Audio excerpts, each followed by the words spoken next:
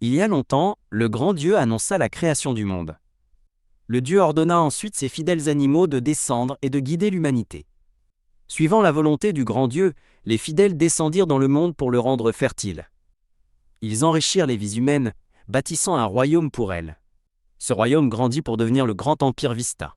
L'histoire se déplace vers la capitale, se concentrant sur la famille du comte Lexi.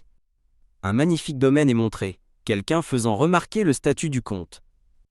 Une jeune fille nommée Ellie s'inquiète du mariage soudain de sa jeune maîtresse dans le nord, mais la dame, portant une capuche rouge, lui dit avec confiance de ne pas s'en faire. La jeune dame laisse entendre une préoccupation plus profonde, ce qui pousse une Ellie en larmes à promettre qu'elle ira bien. Avec un sourire, la jeune dame porte un toast à la sécurité du lapin. Une caravane de carrosses progresse vers un château lointain. Ouf! La jeune fille à la capuche rouge pousse un soupir à l'intérieur du carrosse. À l'intérieur, Shayla Lexi, âgée de 9 ans, réalise qu'elle va réellement se marier dans la famille Grey Wolf. Elle se qualifie discrètement de lapine honte.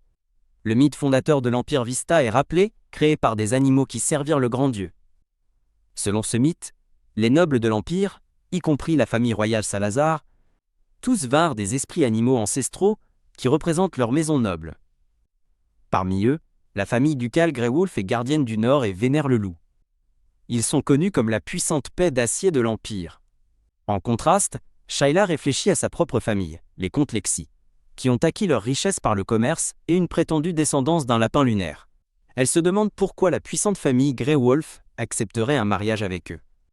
Shayla décide que c'est une excellente occasion pour elle d'échapper à son père, anticipant joyeusement que son mari de 7 ans sera un beau petit garçon. Elle tapote ses pieds avec excitation, pensant que ce serait amusant d'avoir un petit frère.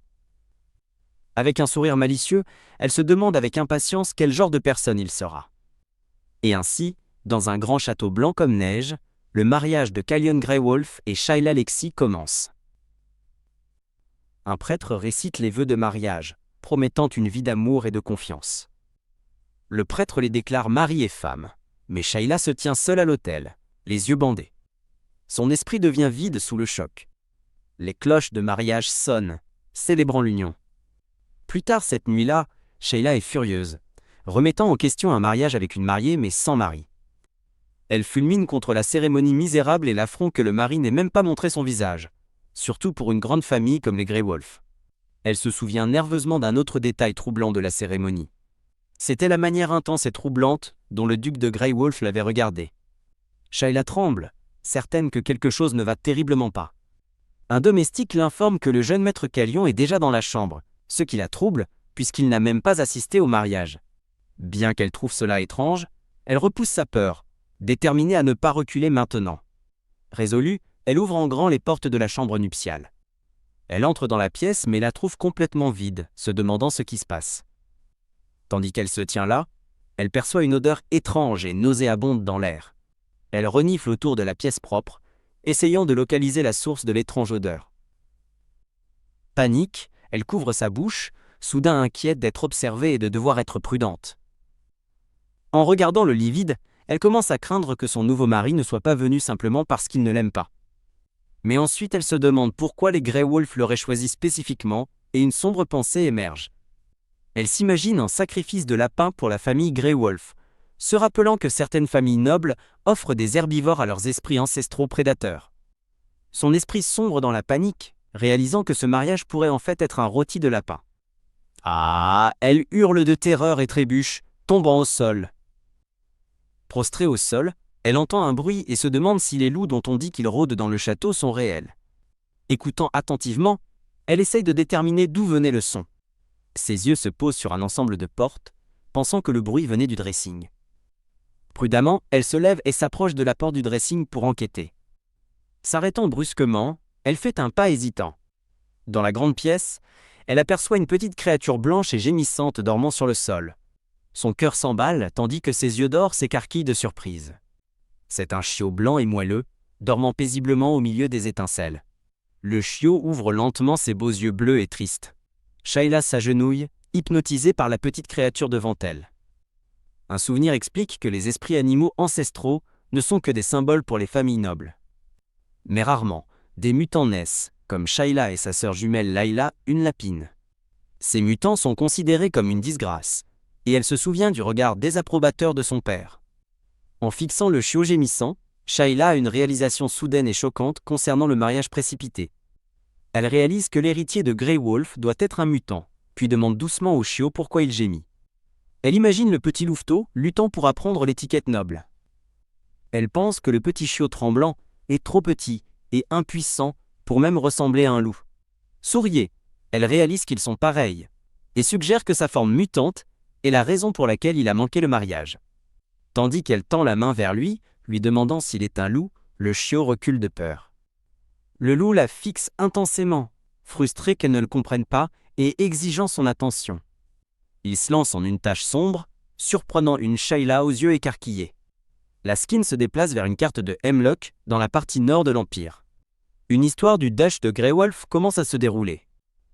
Il y a longtemps, des créatures démoniaques appelées Deimos ont somme le chaos et la destruction dans le monde.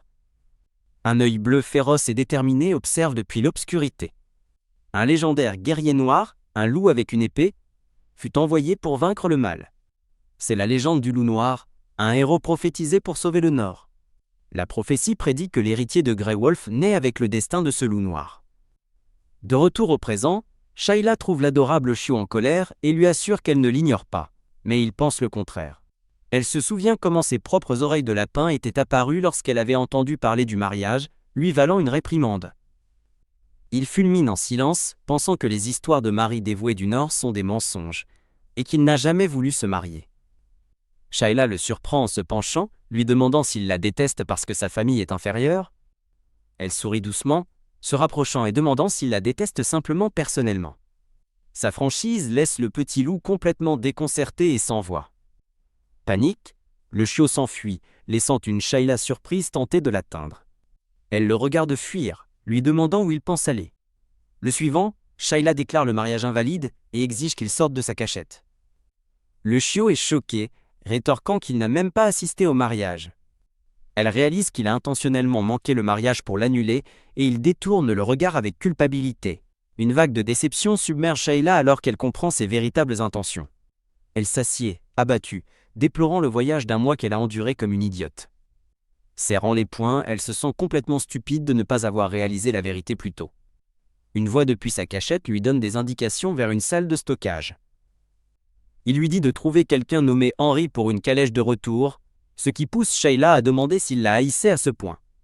Blessée, elle demande pourquoi il a proposé le mariage, puis se résigne à la situation et dit « D'accord ».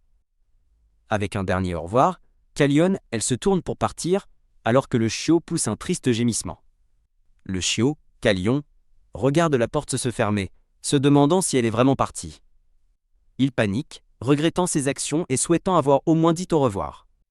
Soudain, Shayla l'attrape par derrière, criant triomphalement « Je t'ai eu, petit vaurien ». Le chiot gémit alors que Shayla, réapparaissant à la porte, déclare « Oh, te voilà !» L'ayant à cul, elle annonce que c'est désormais sa maison, tandis qu'il lui dit désespérément de s'en aller. Debout devant la porte verrouille derrière laquelle il se cache, Shayla déclare qu'elle ne le quittera pas, son mari. Avec une résolution renouvelée, Shayla pense pouvoir s'occuper d'un chiot et n'a aucune raison de partir. Elle s'effondre sur le lit, réalisant qu'elle est piégée depuis que la cérémonie a eu lieu et que retourner chez son père n'est pas une option. Ses yeux d'or pétillent de détermination. Son rêve se transforme en cauchemar alors qu'une figure sombre hurle « Idiot !». Une voix menaçante, celle de son père, l'avertit que si l'existence de sa sœur Layla est révélée, leur famille sera ruinée. Le cauchemar se dissout en un flou de couleurs chaotiques. Shayla se réveille en sursaut dans son lit, terrifiée et couverte de sueur froide. Voyant la lumière du matin, elle soupire de soulagement que ce n'était qu'un mauvais rêve. Toujours secouée, elle s'assoit et s'inquiète pour la sécurité de sa sœur. Elle regarde autour de la pièce vide avec un regard interrogateur. Remarquant que les portes sont ouvertes, elle se demande si Callion est parti pendant la nuit. Tandis que Shayla jette un coup d'œil par la porte, une servante annonce son arrivée et Shayla l'invite à entrer. La chef des femmes de chambre se présente comme Sandra et Shayla la salue poliment. Sandra l'informe que les femmes de chambre vont maintenant l'aider à se préparer pour la journée. Pendant qu'on s'occupe d'elle, Shayla demande si quelqu'un a vu Callion. Les femmes de chambre sont perplexes, révélant qu'elles n'ont jamais vu le jeune duc, ce qui choque Shayla. Alors que les femmes de chambre finissent de l'habiller, Shayla ne peut pas se débarrasser du sentiment que quelque chose est très étrange. Vêtue d'une nouvelle robe, elle arbore un sourire éclatant et souhaite un bonjour au duc. Ses yeux trahissent sa nervosité, alors qu'elle se remémore leur brève et troublante rencontre au mariage. Elle entre dans une vaste salle à manger et aperçoit le duc Christopher Greywolf à l'extrémité, son aura froide la faisant frissonner. Le duc confirme son identité, lui demandant si elle est Shayla. Il convoque un majordome nommé Antonio pour qu'il apporte leur repas. Avec un regard sévère, le duc l'invite à s'asseoir, et elle accepte nerveusement. Shayla parcourt la longue distance jusqu'à sa place, anxieuse d'être seule avec lui. Un haletement lui échappe, alors qu'elle le regarde avec des yeux écarquillés et effrayés. Debout devant lui, elle est submergée par sa présence intense, qui lui rappelle le roi. Le duc la fixe d'un regard perçant, exigeant qu'elle réponde honnêtement à ses questions sur la nuit précédente. Un bref interlude marque une transition dans la narration. Assis aux extrémités opposées de la table massive, le duc demande si elle a rencontré son fils. Shayla confirme nerveusement, se demandant en silence s'il est approprié de mentionner à quel point son fils est mignon. Elle écoute avec une expression perplexe les mots suivants du duc. Dans un souvenir glaçant, la voix du duc déclare « J'ai entendu dire que vous étiez née mutante ». Le souvenir de la menace de son père résonne, l'avertissant que son statut de mutante doit rester secret pour protéger leur famille. Le duc se penche en avant, lui demandant d'un ton incisif si elle comprend ce qu'il insinue. Shayla accepte volontiers, promettant de faire de son mieux pour aider Calion redevenir humain le plus tôt possible. L'île du duc se plisse avec une lueur de détermination. Lui et Antonio partent, laissant Shayla seule à table, tandis qu'un serviteur apporte la nourriture. Antonio exprime sa surprise, la félicitant d'avoir compris si rapidement les intentions du duc. Il explique que le duc est un homme de peu de mots, habitué à la stricte hiérarchie de son ordre de chevalier. Les yeux de Shayla s'écarquillent de surprise, alors qu'Antonio révèle une salade massive, l'invitant à manger. Le repas, une salade éclatante, a été spécialement préparé pour la jeune dame de la famille Lapin. En regardant les légumes frais, elle déplore que dans la région de Hemlock, axée sur l'élevage, elle pensait ne jamais revoir la chicorée. Le duc est montré de profil, calme et pensif. Pendant qu'elle mange, Shayla se dit que le duc n'est peut-être pas aussi froid qu'il y paraît. Le majordome se présente formellement comme Antonio Berdo, le majordome en chef.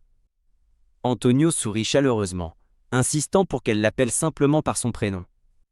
Quand il lui demande en plaisantant de l'appeler petite dame, une Shayla troublée suggère d'y aller doucement.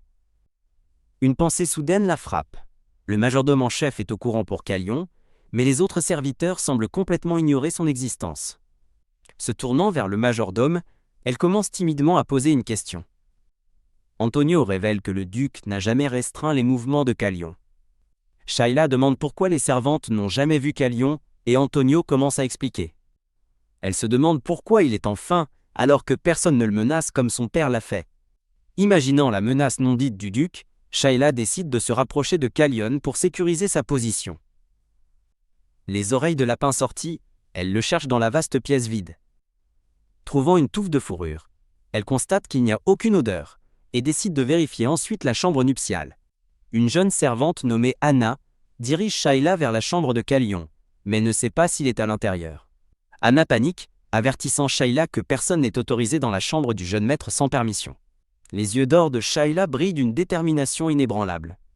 Intimidée, Anna la laisse nerveusement passer. Shayla s'arrête devant les grandes portes ornées de sa chambre. Convaincue qu'il est l'intérieur, elle ouvre les portes en grand avec un panache dramatique. Burke, elle tousse alors qu'un nuage de poussière s'échappe de la pièce. Son œil s'écarquille d'incrédulité devant ce qu'elle voit à l'intérieur. Elle regarde, choquée, la pièce sombre, pleine de toiles d'araignée et totalement négligée. Apercevant une boule de poils aux yeux brillants sous une table, elle réalise que c'est lui. L'appelant par son nom, Calion, elle le regarde s'enfuir. Elle s'agenouille, toussant dans la poussière en essayant de l'appeler à nouveau. Une voix rugit hors champ, lui ordonnant de retourner la capitale, la faisant sursauter. Doucement, elle essaye de faire sortir Calion de sa cachette, craignant qu'il ne tombe malade. Le chiot reste recroquevillé en boule tandis qu'elle l'appelle à nouveau. Sursaute par une nouvelle présence, elle se retourne et demande qui est là. Un homme bourrif aux yeux verts la regarde furieusement pour être entré dans la pièce sans permission. L'homme est pris de court lorsqu'il la reconnaît. Il s'excuse de sa grossièreté se présentant comme un serviteur et la reconnaissant comme l'épouse de Calion. Alors que Shayla s'apprête à partir, l'homme lui dit rapidement d'attendre. Remarquant qu'il est vêtu comme un chasseur, elle demande pourquoi c'est lui qui nettoie au lieu des servantes. L'homme explique que Lord Calion n'aime pas les femmes, surtout les servantes. De sa cachette, Calion lui aboie furieusement de partir. L'homme, Henri, essaye maladroitement de partir, mais Calion aboie furieusement son nom. Calion lance un regard noir à Henri, lui rappelant une promesse. Henri déplore qu'une promesse est une promesse, laissant Shayla complètement confuse. Henri s'adresse à elle en tant que mademoiselle, un titre qui la fait hésiter. Dans la pièce faiblement éclairée, Henri transmet le souhait du jeune maître qu'elle parte. Une brève scène révèle que Henri est, en fait, un chasseur. Il ne visite le duc que pour livrer des fournitures ou nettoyer la chambre négligée de Calion. Henri présente un plan d'évasion. Une cape, une calèche et une carte. Shayla explique que le plan est futile, car son père la renverrait simplement. Pour contrecarrer cela, Henri révèle un coffre rempli de fonds secrets de Calion. Voyant le coffre d'or, Henri lui suggère de commencer une nouvelle vie, mais Shayla le coupe. Serrant le poing, elle déclare qu'elle ne partira pas, et s'interroge sur le désespoir de Calion de se débarrasser d'elle. Son cœur se serre, alors qu'elle se demande s'il la hait vraiment à ce point. Elle baisse le regard, sa résolution s'endurcit. Henri agite frantiquement les bras, insistant que ce n'est pas du tout la raison. Non convaincue, Shayla écoute Henri insister que le jeune duc l'aime réellement. Elle demande avec scepticisme si Calion l'a dit lui-même, ce que Henri admet ne pas être le cas. La narration révèle que Calion est au-delà de l'indifférence et méprise la plupart des gens. Dans un flashback, Calion est vu contemplant un portrait de Shayla. Les larmes aux yeux, elle demande pourquoi il essaye de la renvoyer s'il l'aime. Henri semble mal à l'aise, demandant prudemment si elle est au courant d'un certain fait.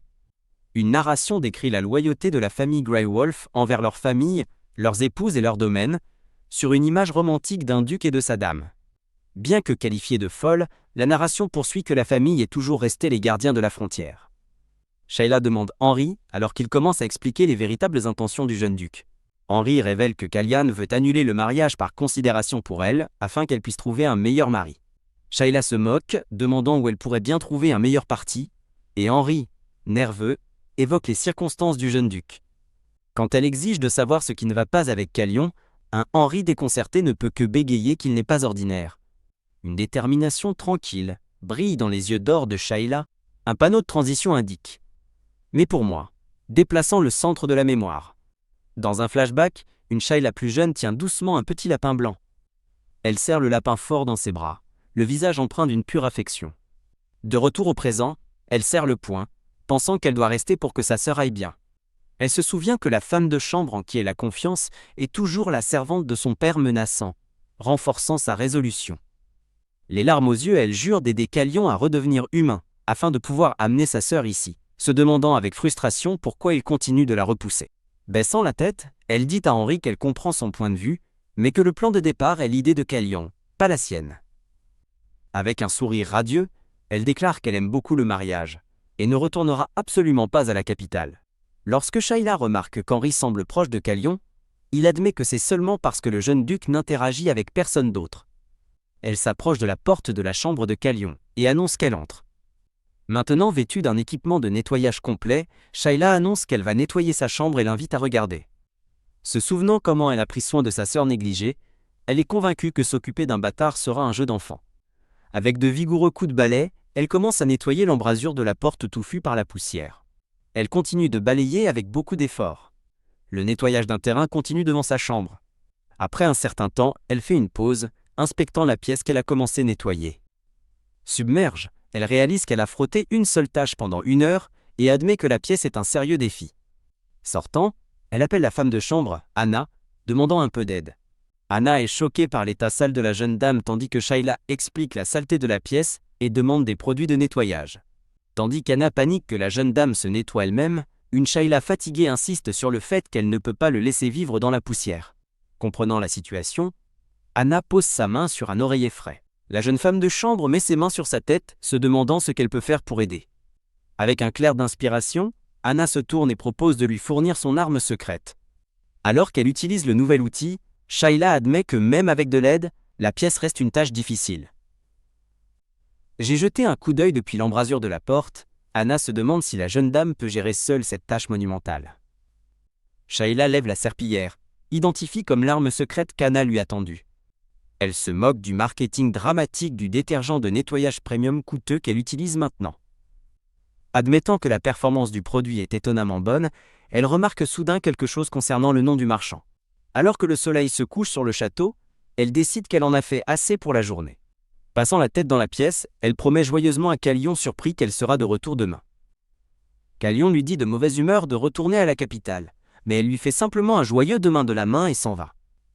Le chiot moelleux pousse un soupir, une légère rougeur sur ses joues alors qu'il est allongé sur le sol propre. Shayla s'efforce de traîner un grand sac de déchets hors de la pièce. Elle découvre un chariot à linge et une vasque avec une serviette, laissée pour elle avec des notes utiles. Anna aperçoit une Shayla propre marchant dans le couloir et lui demande si elle est de retour. Avec une petite tache encore sur sa joue, Shayla semble surprise par la question. Elle s'effondre sur son lit dans une chemise de nuit fraîche, s'étirant et s'exclamant à quel point elle se sent rafraîchie. Tandis qu'Anna lui souhaite une bonne nuit, Shayla lui demande d'attendre un instant.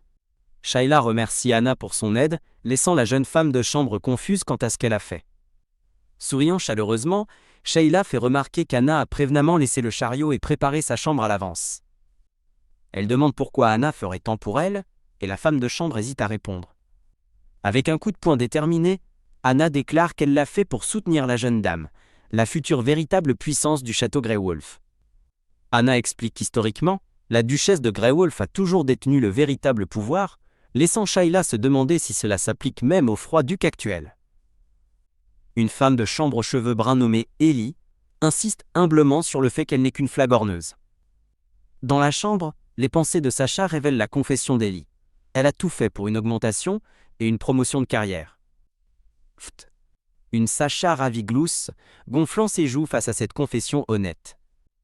Sacha rit ouvertement sur le lit tandis qu'Ellie insiste sérieusement qu'elle est sincère.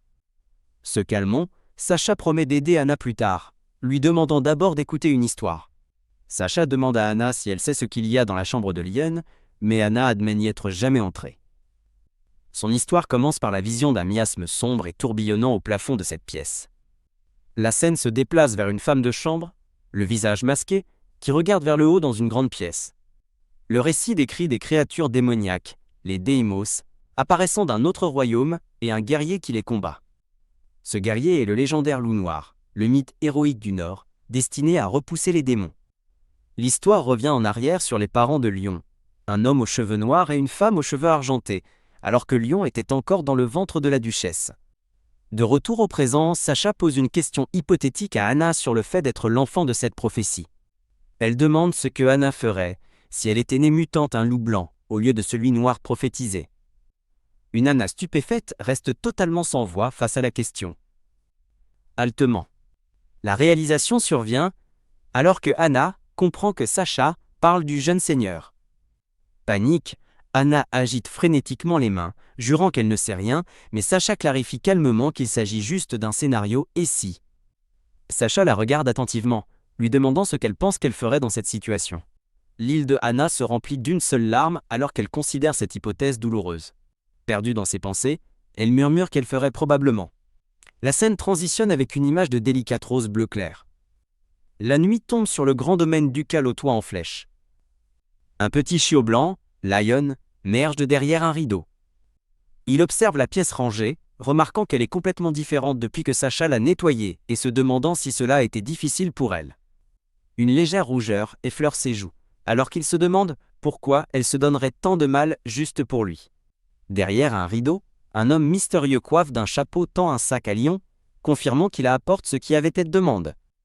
Alors que l'homme s'en va, il s'adresse Lion comme jeune maître. Mais le chiot le regarde avec une expression d'autorité sévère. L'homme dit nerveusement que ce n'était pas difficile, mais Lion grogne, lui disant d'arrêter de répliquer et de simplement faire ce qu'on lui dit. Le sac livré repose sur le sol après le départ de l'homme. La scène s'attarde sur la pièce silencieuse et vide, montrant une fenêtre cintrée. Un bref panneau de transition stylistique apparaît. Lion attend maintenant sous une longue table de râpe, dans une autre pièce ornée. Au fil du temps, le petit loup s'assoupit sous la table. Bim! Il se réveille en sursaut, aboyant en larmes le nom de Sacha. Il jette un coup d'œil sous la table, confus, et se demandant pourquoi elle n'est pas venue. Debout près de la fenêtre, il trouve ça étrange, puisqu'elle lui rend visite tous les jours. Arpentant anxieusement, il s'inquiète que Sacha soit retourné à la capitale, sans même dire au revoir. Il secoue la tête, essayant de se convaincre que son départ serait une chose joyeuse. Malgré ses pensées, il tremble d'inquiétude, incapable de secouer son malaise. Ouah! Il panique, imaginant une Sacha perdue et en pleurs, errant dans des couloirs inconnus, appelant son nom à l'aide. Poussé par la peur pour sa sécurité, il s'élance en courant criant qu'il doit sauver Sacha. Elle se remémore sa journée chargée, qui a commencé par un voyage au château intérieur avec Sandra le matin. L'après-midi, un homme nommé Antonio a dû lui expliquer les fonds du trésor. Avec une détermination renouvelée, elle serre les poings, jurant de s'attaquer à la montagne de travail d'une manière ou d'une autre. Bien sûr, pense-t-elle, s'occuper de Lyon fait aussi partie de son travail, pour ensuite trouver la porte de sa chambre grande ouverte. Un léger son attire son attention alors qu'elle s'approche prudemment de la pièce. Elle l'appelle par son nom et trouve un lion chevelu, haletant et couvert de feuilles, qui lève les yeux surpris. Elle est choquée qu'il soit sorti, tandis qu'il est sidéré qu'elle ne soit finalement pas partie pour la capitale. Elle réalise qu'il est allé la chercher parce qu'il pensait qu'elle était partie, tandis qu'un lion troublait le nid avec véhémence. Elle le taquine, sachant qu'il l'attendait, mais il insiste bruyamment que non tandis que sa queue remue de manière incontrôlable. Henri retient son envie d'embrasser Shayla endormie, convaincu que la patience est une vertu. Shayla décide de finir de ranger la pièce avec Calion à ses trousses. La pièce étant presque propre, elle reste déterminée, sachant qu'une dernière tâche l'attend. Elle envisage de jeter une vieille armoire délabrée, qui jure avec la pièce. Elle se demande si l'armoire contient quelque chose d'important, rejetant l'idée de vieux vêtements. Se tournant vers le chiot, elle demande à Calion si elle peut ouvrir l'armoire. De l'autre bout de la pièce, Calion lui donne la permission contre cœur. Perplexe face à son étrange silence, elle décide de l'ouvrir quand même.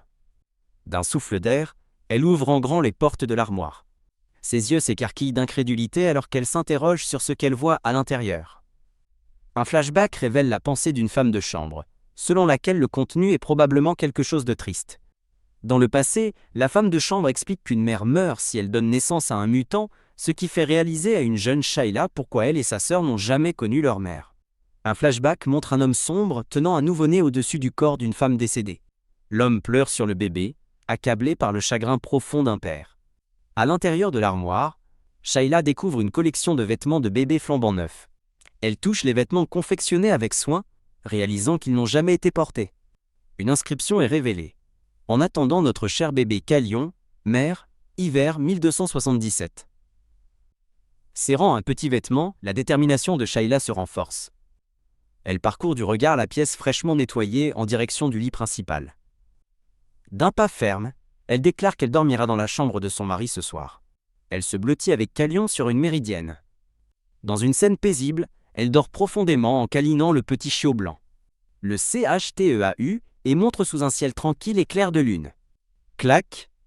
Shayla se réveille en sursaut, intriguée par une odeur piquante. Elle se redresse pour constater que Calion est parti et que la porte du balcon est entr'ouverte. Sur le balcon, elle trouve Calion en train de manger quelque chose et lui demande ce que c'est. Reculant devant l'horrible odeur, elle lui demande à nouveau ce qu'il est en train de manger. Elle pense que son odorat doit être plus aiguisé sous forme animale et se demande comment il peut le supporter. Prise de panique, elle hurle à Calion de recracher immédiatement ce qu'il mange. Elle attrape le chiot, essayant frénétiquement de lui ouvrir la gueule. Alors qu'il se débat, elle est choquée de réaliser qu'il est incroyablement maigre sous toute sa fourrure. Tenant un petit sac, elle réalise qu'il a sauté des repas pour en manger le contenu. Elle exige avec colère de savoir ce qu'il a mangé. Il révèle une grosse tête d'ail. Une entrée d'encyclopédie identifie l'ail comme la graine du diable, faisant trembler Shayla de peur. En pleurant, elle serre Calion dans ses bras, lui demandant si quelqu'un l'a menacé pour qu'il mange la graine du diable. Calion admet qu'il a demandé à Henri de le lui procurer, déconcertant Shayla. Sniff, il pleure, s'exclamant qu'on lui avait dit qu'il pourrait devenir humain en mangeant sang. Stupéfaite, Shayla écoute Calion raconter l'histoire d'un marchand sur un ours devenu humain après avoir mangé de l'ail. Elle éclate de frustration, hurlant que cette histoire est absurde. Calion se demande tristement s'il devait manger les 100 d'un coup, poussant Shayla à lui demander combien il en a déjà mangé. Il répond « 81 » et elle désespère, réalisant qu'il n'a mangé que de l'ail pendant 3 mois. Elle l'attrape avec force, criant qu'il est un stupide idiot. Elle explique que manger de l'ail ne le rendra pas humain, et que les marchands inventent de telles histoires pour vendre leurs produits. Un lion en larmes admet qu'il a trouvé l'histoire étrange. L'expression de Shayla change avec une détermination soudaine. Elle dit audacieusement à Calion, confus qu'elle sait comment il peut retrouver sa forme humaine. Les yeux tincelants, elle se prépare à vendre son mensonge. Pendant qu'elle développe, une narration explique sa stratégie d'utiliser une émotion audacieuse, ce qui convainc Calion que cela doit être vrai. Le chiot aboie avec enthousiasme, demandant pourquoi elle ne le lui a pas dit plus tôt. Shayla réprimande Calion pour s'être caché sous le lit. Il essaie d'être mignon, mais le nie, embarrassé.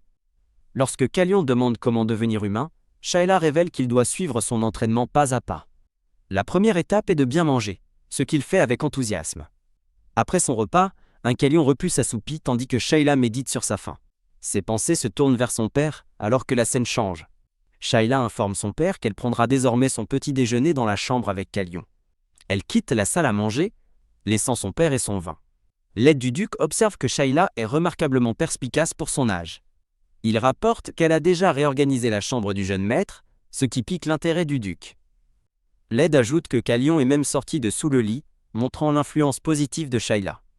Le duc conclut que le mariage n'était pas une erreur, bien qu'il trouve son absence de caprice inhabituelle. Shayla pousse diligemment un chariot de nourriture dans le couloir. Elle réprimande intérieurement le duc pour son insouciance quant à ce que son propre fils mange. Voyant un chiot rond et content, elle se demande s'il a pris du poids. Quand elle essaye de le peser, un Calion paniqué refuse et s'enfuit. Il soutient que manger était la première étape, mais elle insiste que le peser en fait aussi partie. Calion devient méfiant, l'accusant de mentir et d'utiliser la nourriture pour le séduire. Feignant l'offense, elle demande pourquoi il croirait un marchand, mais pas sa propre femme. Elle propose de lui montrer des preuves, menaçant de partir s'il continue de la croire. Insistant sur l'intimité, elle lui dit de l'appeler par le surnom Sacha. Elle invente une fausse loi sur les noms de famille, laissant un Calion confus la remettre en question. Avec un éclat charmant dans les yeux, elle le persuade d'utiliser son surnom. Il l'appelle timidement Sacha et elle sourit en signe d'approbation. Lorsqu'elle lui suggère le surnom Coco, il le rejette immédiatement dans ses pensées. Il fait une crise à propos de sa suggestion suivante, Lily, refusant de manger si elle l'utilise. Il insiste pour un nom cool digne d'un loup, tandis qu'elle se moque de sa folie. Ils se mettent finalement d'accord sur le nom Lion et elle déclare leur nouvelle relation. Elle explique que leur surnom signifie un lien étroit et qu'il ne pourra jamais la trahir maintenant. Elle exige qu'il prête serment avant de révéler un immense secret. Avec une gravité sérieuse, elle lui dit que le secret est une question de vie ou de mort. Lion jure solennellement au nom de Grey Wolf, surprenant Shayla par sa gravité. Elle est momentanément distraite par la mignonnerie de ses coussinets. La patte levée, Lion jure avec confiance de ne jamais trahir Sacha. Sacha annonce qu'elle est prête à prouver que ses paroles sont vraies. Ha ha! Elle pousse un puissant hurlement, effrayant un lion qui tressaille. Une paire de longues oreilles de lapin doré apparaît comme par magie.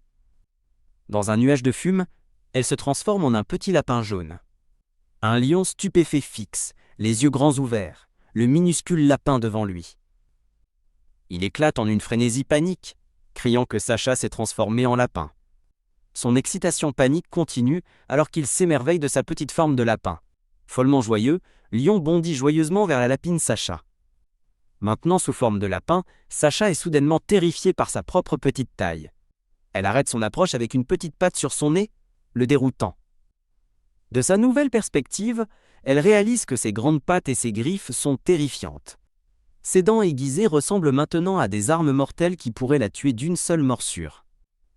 Elle exige qu'il garde une distance respectueuse, laissant un lion abattu lui rappeler qu'elle avait dit qu'ils étaient proches. Elle joue la carte de l'épouse, lui demandant s'il va la désobéir, et il se rend immédiatement. Il la tourne autour avec excitation, captivé par sa petite taille et l'intense odeur de vanille qu'elle dégage. Il s'approche trop près à nouveau dans son excitation, ce qui lui vaut un cri de colère pour reculer. Lion célèbre frénétiquement la transformation de Sacha, s'émerveillant de sa taille minuscule en tant que lapin. Il demande avec enthousiasme la toucher, mais la minuscule lapine Sacha refuse catégoriquement. Avec des yeux pétillants, il demande s'il peut la lâcher une fois, choquant Sacha par sa requête audacieuse. Il renifle l'air avec appréciation, commentant à quel point elle sent bon. Perdu dans l'adoration, il complimente sa jolie fourrure, l'aspect doux. Alors que son expression devient prédatrice, une lapine, Sacha, terrifiée, lui crie d'arrêter de dire des bêtises. Elle commence son entraînement, lui ordonnant de contracter ses fesses et de concentrer ses pensées. Lion se concentre intensément, répétant le mantra « Je suis humain ». Dans un clair de lumière, Sacha redevient une jeune fille et demande comment c'était. Ah, elle s'effondre soudainement d'épuisement et un lion inquiet se précipite à ses côtés. Allongée sur le tapis, elle le rassure, se demandant combien de temps s'est écoulé depuis sa dernière transformation. Ses pensées sont interrompues par l'apparition d'une figure sombre et menaçante aux yeux brillants. Son expression se durcit avec détermination. Se levant, elle dit à un lion inquiet qu'elle va bien et lui ordonne d'essayer de se transformer. Lion s'assied docilement et se concentre, chantant qu'il est humain. Shayla pousse un cri soudain et effrayé. Les pensées pleines d'espoir de Lion emplissent l'air, demandant si sa transformation a fonctionné. Retenant son souffle jusqu'à ce que ses joues se gonflent, Shayla pense qu'elle ne peut plus le supporter, tandis que Lion demande avec impatience les résultats. Son cri résonne depuis le château, tandis qu'elle se jette sur lui, le traitant d'adorable chiot. Elle étouffe le chiot qui se débat sous une pluie de câlins et de baisers affectueux. Plus tard, sur le balcon, elle lui fait promettre de ne parler à personne de sa capacité, craignant d'être vendue à un cirque. Lion accepte solennellement, déclarant que dans le Nord, une promesse est plus sacrée que la vie elle-même. Une vision d'un jeune garçon et d'une fille au coucher du soleil apparaît alors qu'il jure qu'il ne trahira jamais Sacha. Un gros plan révèle la profonde émotion dans les yeux de Shayla. Shayla se ressaisit, pensant qu'elle est seule dans ce monde et ne peut absolument pas compter sur ce cabot idiot. En voyant sa forme lucheuse, elle pense qu'il doit être dur de ne pas avoir pu devenir humain. Alors qu'elle essaie de lui parler, elle est distraite par sa queue qui remue furieusement et lui demande ce qui ne va pas. Lion réalise avec enthousiasme qu'elle vient de l'appeler par son surnom, Lion, pour la toute première fois, laissant une Sacha confuse demander « Je l'ai fait ?» Waouh. Il confirme joyeusement qu'elle l'a fait, et la plaque avec espièglerie de coups de lichouille. Elle lui crie d'arrêter alors que la scène recule du balcon. La scène se déplace vers une chaîne de montagnes enneigées, alors que Shayla commence à écrire une lettre à sa chère nounou. Elle écrit qu'elle va bien dans les froides et rudes montagnes de Hemlock. La lettre ajoute que les gens ont été gentils et la traitent bien. Elle commence à écrire que son mari est un imbécile, puis se rétracte immédiatement. Elle craint que son père ne lise la lettre avant qu'elle ne soit envoyée, et que sa nounou ne la montre à quelqu'un nommé Ellie. Tenant la lettre signée de sa lapine, Shayla, elle espère qu'Ellie en comprendra le sens caché. Sa véritable intention est révélée, un message codé demandant des nouvelles de sa sœur, qui est montré comme un lapin blanc dans une cage. Elle se souvient de sa sœur, Layla, une lapine blanche que son père gardait en cage, prête à la faire passer pour un animal de compagnie si elle était découverte. Une larme coule alors qu'elle déplore le dangereux voyage qui la sépare de sa sœur, et le chaos qui s'ensuivrait si elle venait à disparaître. Essuyant sa larme, elle se résout à devenir la louve grise parfaite afin que tout le monde ait besoin d'elle. Elle jure de devenir si puissante que son père, le comte Lexi, ne pourra pas l'arrêter quand elle viendra emmener sa sœur. De retour à son bureau, elle est interrompue par un coup et invite quelqu'un nommé Antonio à entrer. Un homme souriant nommé Antonio entre, demandant poliment comment les choses se passent avec le jeune duc. Shayla dit qu'il se rapproche, notant intérieurement qu'elle ne peut pas mentionner que sa forme de lapin en est la raison. Elle mentionne que Lion s'est assis sur ses genoux, une révélation qui stupéfie Antonio, qui trouve cela incroyable. Quand elle demande pourquoi c'est si surprenant, Antonio explique que le jeune duc n'a jamais volontairement initié de contact avec qui que ce soit auparavant. Avec une expression sérieuse, elle demande pourquoi Lion garde ses distances avec les gens. Le visage d'Antonio devient sombre, alors qu'il explique que Lion n'a jamais été très sociable au départ. Il poursuit, déclarant qu'un incident malheureux a aggravé son isolement. Il révèle la vérité choquante. Il y a 5 ans, quand Lion n'avait que 2 ans, il a été enlevé par l'une des servantes. Shayla, Choxy, demande si la femme de chambre l'a vraiment enlevé. Un flashback montre une femme de chambre expliquant qu'elle voulait ramener le chiot solitaire chez elle pour le gâter. Antonio confirme qu'ils ont trouvé quelque chose de troublant lorsqu'ils sont allés récupérer le jeune seigneur chez la femme de chambre. Tandis qu'Antonio explique l'évitement croissant de Lion envers les gens, une vision montre le petit chiot attaché à un poteau. Antonio révèle que Lion a fini par détester les femmes de chambre, et Shayla demande quelle punition l'enlèveuse a reçue. Shayla explose de colère en apprenant que la femme de chambre n'a été que bannie, remettant en question une punition si légère pour l'héritier Grey Wolf. Antonio explique que la légère sentence était due au fait que le jeune seigneur a refusé de révéler sa véritable identité.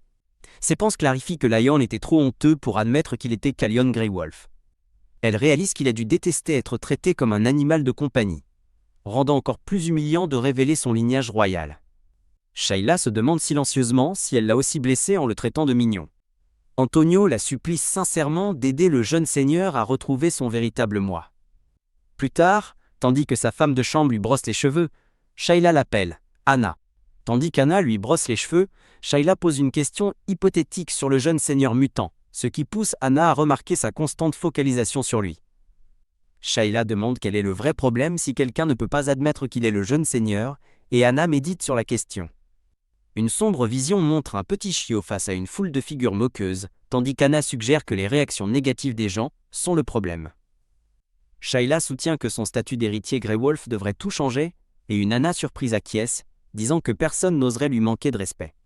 Elle réfléchit que le duc, Antonio et Sandra sont des gens gentils, contrairement à son père cruel. Avec une claire soudaine, Shayla réalise ce dont Calion a vraiment besoin. Elle pointe du doigt Lion, déclarant que son problème est un manque de confiance. Un lion perplexe écoute, tandis qu'elle explique que la confiance c'est croire en soi. Elle lui fait la leçon que la croyance peut rendre les choses réelles, tout en souhaitant secrètement que Lion ait la moitié de l'ego surconfiant de son père. Elle ordonne à un lion confus de lever sa queue tombante. Lion bombe le torse, s'imaginant comme un loup puissant que personne ne peut mépriser. Tandis qu'elle encourage sa pensée positive, il pense qu'elle ressemble à une arnaqueuse, une pensée qu'elle confirme mentalement. Elle annonce que la première étape pour bâtir la confiance est de marquer son territoire, laissant Lion perplexe. Elle explique que le marquage le fera se sentir plus libre, illustré par une image héroïque de lui plantant un drapeau. Soulignant son habitude de se cacher sous le lit, elle dit qu'il doit d'abord être confiant dans sa propre chambre, et il acquiesce silencieusement. Quand Lion demande comment marquer, elle se tourne et dit qu'elle va lui montrer. Pouf! Elle se transforme à nouveau en lapin, pour le plus grand plaisir de Lion. Une paire de chiots excités supplie de lécher la lapine Sacha, agacée, qui refuse catégoriquement mais envisage de les laisser la sentir. Il obtient son vœu, se frottant joyeusement contre elle, et déclarant qu'elle sent la vanille douce. Alors qu'elle trouve son odeur de viande désagréable, il identifie avec précision tous les ingrédients de son récent repas. Elle loue son bon odorat et lui dit que l'herbe qu'il a identifiée est la chicorée. Après qu'elle l'appelle sa préférée, Lion la cajole affectueusement, et décide qu'il aime aussi la chicorée. Il lui donne un coup de langue soudain et baveux sur la tête. Une lapine Sacha outrage, lui crie dessus tandis qu'il recule de surprise. Furieuse de son hypocrisie, elle le traite de malpoli de l'avoir lâché alors qu'il déteste être touché, ce qui entraîne des excuses modestes. Elle démontre la bonne posture de marquage en levant sa patte. Elle lui ordonne ensuite sèchement d'uriner, demandant si c'est trop difficile. Un lion stupéfait flotte à travers un cosmos étoilé, traitant son ordre choquant. De retour à la réalité, un minuscule lion gémit qu'il ne veut pas, mais elle insiste pour vérifier sa forme. Il panique, soulignant qu'elle utilise aussi cet espace, mais elle écarte sa préoccupation. Il essaye désespérément de négocier, demandant s'il peut juste le faire plus tard quand il sera seul. Sentant qu'il est préférable de ne pas le forcer, elle accepte, et un lion soulagé et en larmes demande si c'est vraiment d'accord. Elle confirme que c'est bon, mais lui ordonne immédiatement de lever sa queue, marmonnant sur l'état des loups modernes. Quand, elle l'invite à venir la sentir la place, et il bondit joyeusement vers elle. Leur moment est interrompu par un son, et une Shayla surprise, redevenue humaine, demande qui est là. Une voix du couloir s'identifie comme Antonio, et demande si le jeune seigneur est à l'intérieur. Quand Antonio demande d'entrer, elle consulte Lion, qui lui dit de faire comme elle veut. Accordant la permission, Shayla l'appelle entrer tandis que la porte s'ouvre en grinçant. Sacha demande à un homme nommé Antonio son avis sur sa robe, mais il s'en remet humblement à son goût. Antonio réalise qu'il est là sur ordre du duc pour vérifier l'état de Calion, tandis que Sacha annonce joyeusement que le jeune seigneur est présent. Boum! Sacha se tourne vers l'endroit où Lion devrait être, seulement pour trouver une place vide sur le sol. Paniqué à l'idée que le chiot idiot est mal agi, Sacha dit nerveusement à Antonio qu'il a dû sortir sur la terrasse. Antonio annonce son départ, laissant une Sacha confuse se demander s'il avait autre chose à dire. Regardant en arrière avec un sourire, Antonio lui souhaite bonne chance avant de refermer la porte doucement. Sacha reste seul dans la pièce, intrigué par le comportement étrange de l'homme. Burke. Une terrible odeur l'assaille, et elle réalise avec dégoût que c'est la raison pour laquelle Lion s'est enfui.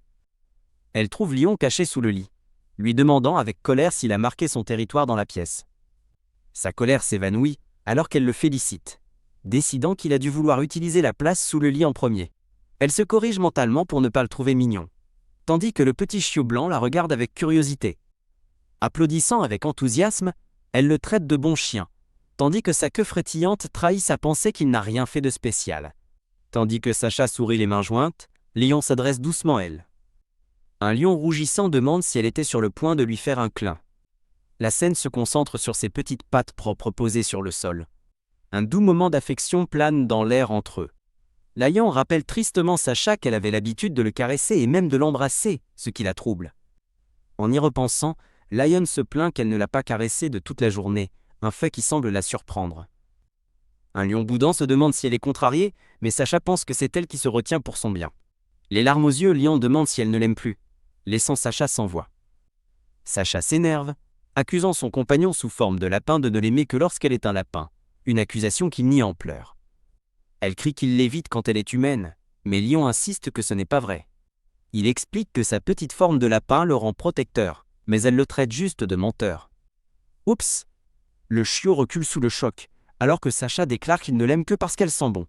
Sacha exige de savoir s'il voulait la manger et s'il mangerait de la viande de lapin, tandis qu'il nie tout désespérément. S'effondrant en un tas duveteux, Lion promet qu'il ne la mangerait jamais et insiste qu'il n'a jamais voulu la manger elle. Il avoue en pleurs qu'il l'aime juste, laissant Sacha le regarder en silence. Sacha s'agenouille et lui rappelle qu'ils sont tous deux humains, donc bien sûr il ne ferait rien d'aussi sauvage. Elle essuie doucement ses larmes, tandis qu'il marmonne son accord. Elle serre le chiot en pleurs dans une étreinte chaude et réconfortante. Lion demande si elle le considère vraiment comme humain, admettant qu'il ne se sent pas ainsi quand il est coincé dans sa forme de chiot. Le serrant fort, Sacha le traite d'idiot et le rassure en disant qu'il deviendra un beau jeune homme. Elle montre les bijoux sur ses vêtements, expliquant qu'ils n'étaient au départ que de simples pierres spéciales. Dans une image amusante, elle s'imagine en artisan avec une tronçonneuse, expliquant comment les pierres ont été taillées et polies pour révéler la gemme à l'intérieur. Elle appelle Lion une pierre précieuse et elle-même l'artisane, mais il semble incertain, se demandant s'il peut vraiment devenir un bijou. Sacha insiste que s'il choue, c'est la faute de l'artisan, tandis qu'il craint n'être qu'une pierre ordinaire. Avec un sourire éclatant et confiant, Sacha transmet sans mots sa foi absolue en lui. Sa foi inébranlable lui tire une larme et fait rougir ses joues. Sacha explique qu'elle a appris tout cela dans un livre, incitant un lion étonné à demander si elle sait aussi lire. Son expression s'effondre de surprise en réalisant son incapacité à lire. La regardant avec adoration, Lion se résout en silence à devenir humain bientôt. Il fixe une règle stricte, une seule léchouille, et pas te toucher ses oreilles. Lion tient doucement le petit lapin dans sa gueule, le silence s'installe dans la pièce. Un panneau vibrant marque un changement soudain et percutant dans la scène. Plus tard cette nuit-là, Lion dort profondément sur un vieux sac déchiré. Sacha balaie des tas de fourrures blanches, se plaignant de sa mue et de son rôle confus de dame noble faisant le travail d'une femme de chambre. Elle jette un coup d'œil attentif sous un meuble, son regard fixe sur quelque chose. Elle déplore la couverture sale sur laquelle Lion dort, voulant la laver mais craignant qu'il ne soit laissé sur le sol nu. Alors qu'elle tend la main vers la couverture sale pour la nettoyer, un lion endormi remue et interroge ses actions. Sheila se remord l'anneau d'or. Elle se souvient avoir voulu une gemme spécifique pour celui-ci. Elle espérait que l'anneau lui rappellerait ses jeunes jours. Une vision de leurs mains jointes symbolise leur fiançailles. Lion semble comprendre, mais elle pense que l'anneau ne tiendrait pas sur ses petites pattes de chiot. Elle décide d'emprunter l'anneau, supposant qu'il l'a gardé en sécurité. Elle décide que Calion devrait être celui qui portera l'anneau. Elle lui prépare une petite bourse à porter. Arrivant de nuit, elle identifie le bâtiment comme étant la bibliothèque. Trouvant les portes de la bibliothèque verrouillées, elle se demande comment entrer. Elle remarque une petite fente dans le mur, un point d'entrée potentiel. Ses oreilles de lapin tressaillent quand elle réalise qu'elle peut passer. Elle se transforme et se faufile facilement à travers la fente en tant que lapin. Un homme aux cheveux foncés à l'intérieur de la bibliothèque la repère, surpris. Elle se fige, pétrifiée par cette rencontre inattendue. Panique, elle réalise qu'elle a enfreint la règle concernant la transformation en public. Terrifiée, elle se demande s'il l'a reconnue sous cette forme. Son esprit s'emballe, craignant d'être renvoyé et ramené chez son père. L'homme s'éloigne, la laissant se demander s'il l'a seulement vue. Soulagée, elle se précipite plus profondément dans la bibliothèque. Redevenant humaine, elle blâme l'adoration de Calion pour son excessive confiance insouciante. Elle décide de devenir plus intelligente, en commençant par apprendre à lire Calion. Elle découvre un livre intitulé « Comprendre les espèces édition loup ». En lisant le livre, elle apprend que la fourrure d'un loup peut changer de couleur en vieillissant. Elle imagine avec excitation Calion comme un magnifique loup noir. Elle, Bille, fatiguée de sa lecture nocturne. Décidant de partir, elle marque sa page avec un petit trèfle. Sous sa forme de lapin, elle ressort dans la nuit. À l'intérieur, l'homme aux cheveux foncés se tient seul parmi les étagères. Il retire le même livre sur les loups de l'étagère. Il trouve le marque-page en forme de trèfle et un soupçon de sourire apparaît. Shayla présente un registre financier à Antonio pour son examen. Antonio est stupéfait qu'elle tienne un registre, quelque chose que personne ne lui a demandé. Tandis qu'elle explique le registre, Antonio questionne ses connaissances financières. Elle définit la consommation comme l'achat de désirs, comme de la dentelle coûteuse. Les dépenses, explique-t-elle, sont pour les nécessités comme les rideaux et la nourriture de Calion. Elle les réprimande pour avoir négligé Calion, mais Antonio est simplement impressionné par son travail méticuleux. Elle annonce fièrement à Antonio qu'elle apprend à lire le Caléan. Antonio est submergé par l'émotion, réalisant que personne d'autre n'aurait pu lui apprendre. Une vision idyllique la montre jouant joyeusement avec Lion. Antonio demande formellement une faveur Shayla. Ses grands yeux reflètent sa curiosité. Antonio hésite, essayant d'expliquer la nature de sa requête. Antonio révèle que personne n'a pu baigner le jeune duc depuis le départ de sa nourrice. Shayla est choquée d'apprendre que la nourrice est partie il y a 5 ans. Horrifiée, elle réalise que Calion n'a pas été baigné depuis 5 ans. Antonio lui demande sans honte d'être celle qui le baignera enfin. Avec un sourire contraint, elle accepte à contre-cœur de baigner le jeune duc. Un lion joyeux accueille Chacha alors qu'elle entre dans la pièce. Il se roule de joie, tandis qu'elle remarque qu'il devient plus courageux. Shayla frotte le ventre de Lion lui demandant s'il a fait son marquage, mais il est trop timide pour répondre. Avec un sourire éclatant, elle annonce soudainement que c'est l'heure du bain. Un lion choqué digère ces mots, se demandant s'il l'a bien entendu. Elle rayonne, confirmant joyeusement que c'est bien l'heure du bain. Avec un sifflement, Lion file à travers la pièce pour lui échapper. Elle demande pourquoi il court, et il prétend nerveusement qu'il voulait juste rester là. Elle le traite de menteur enjoué, tandis qu'elle avance lentement vers lui. Avec un sourire entendu, elle lui fait remarquer qu'il est clairement en train de fuir. Elle accule finalement le chiot affolé contre la porte. Devenue sérieuse, elle lui dit que même s'il est mignon, elle doit être honnête. L'horrible vérité le frappe de plein fouet, il sent horriblement mauvais.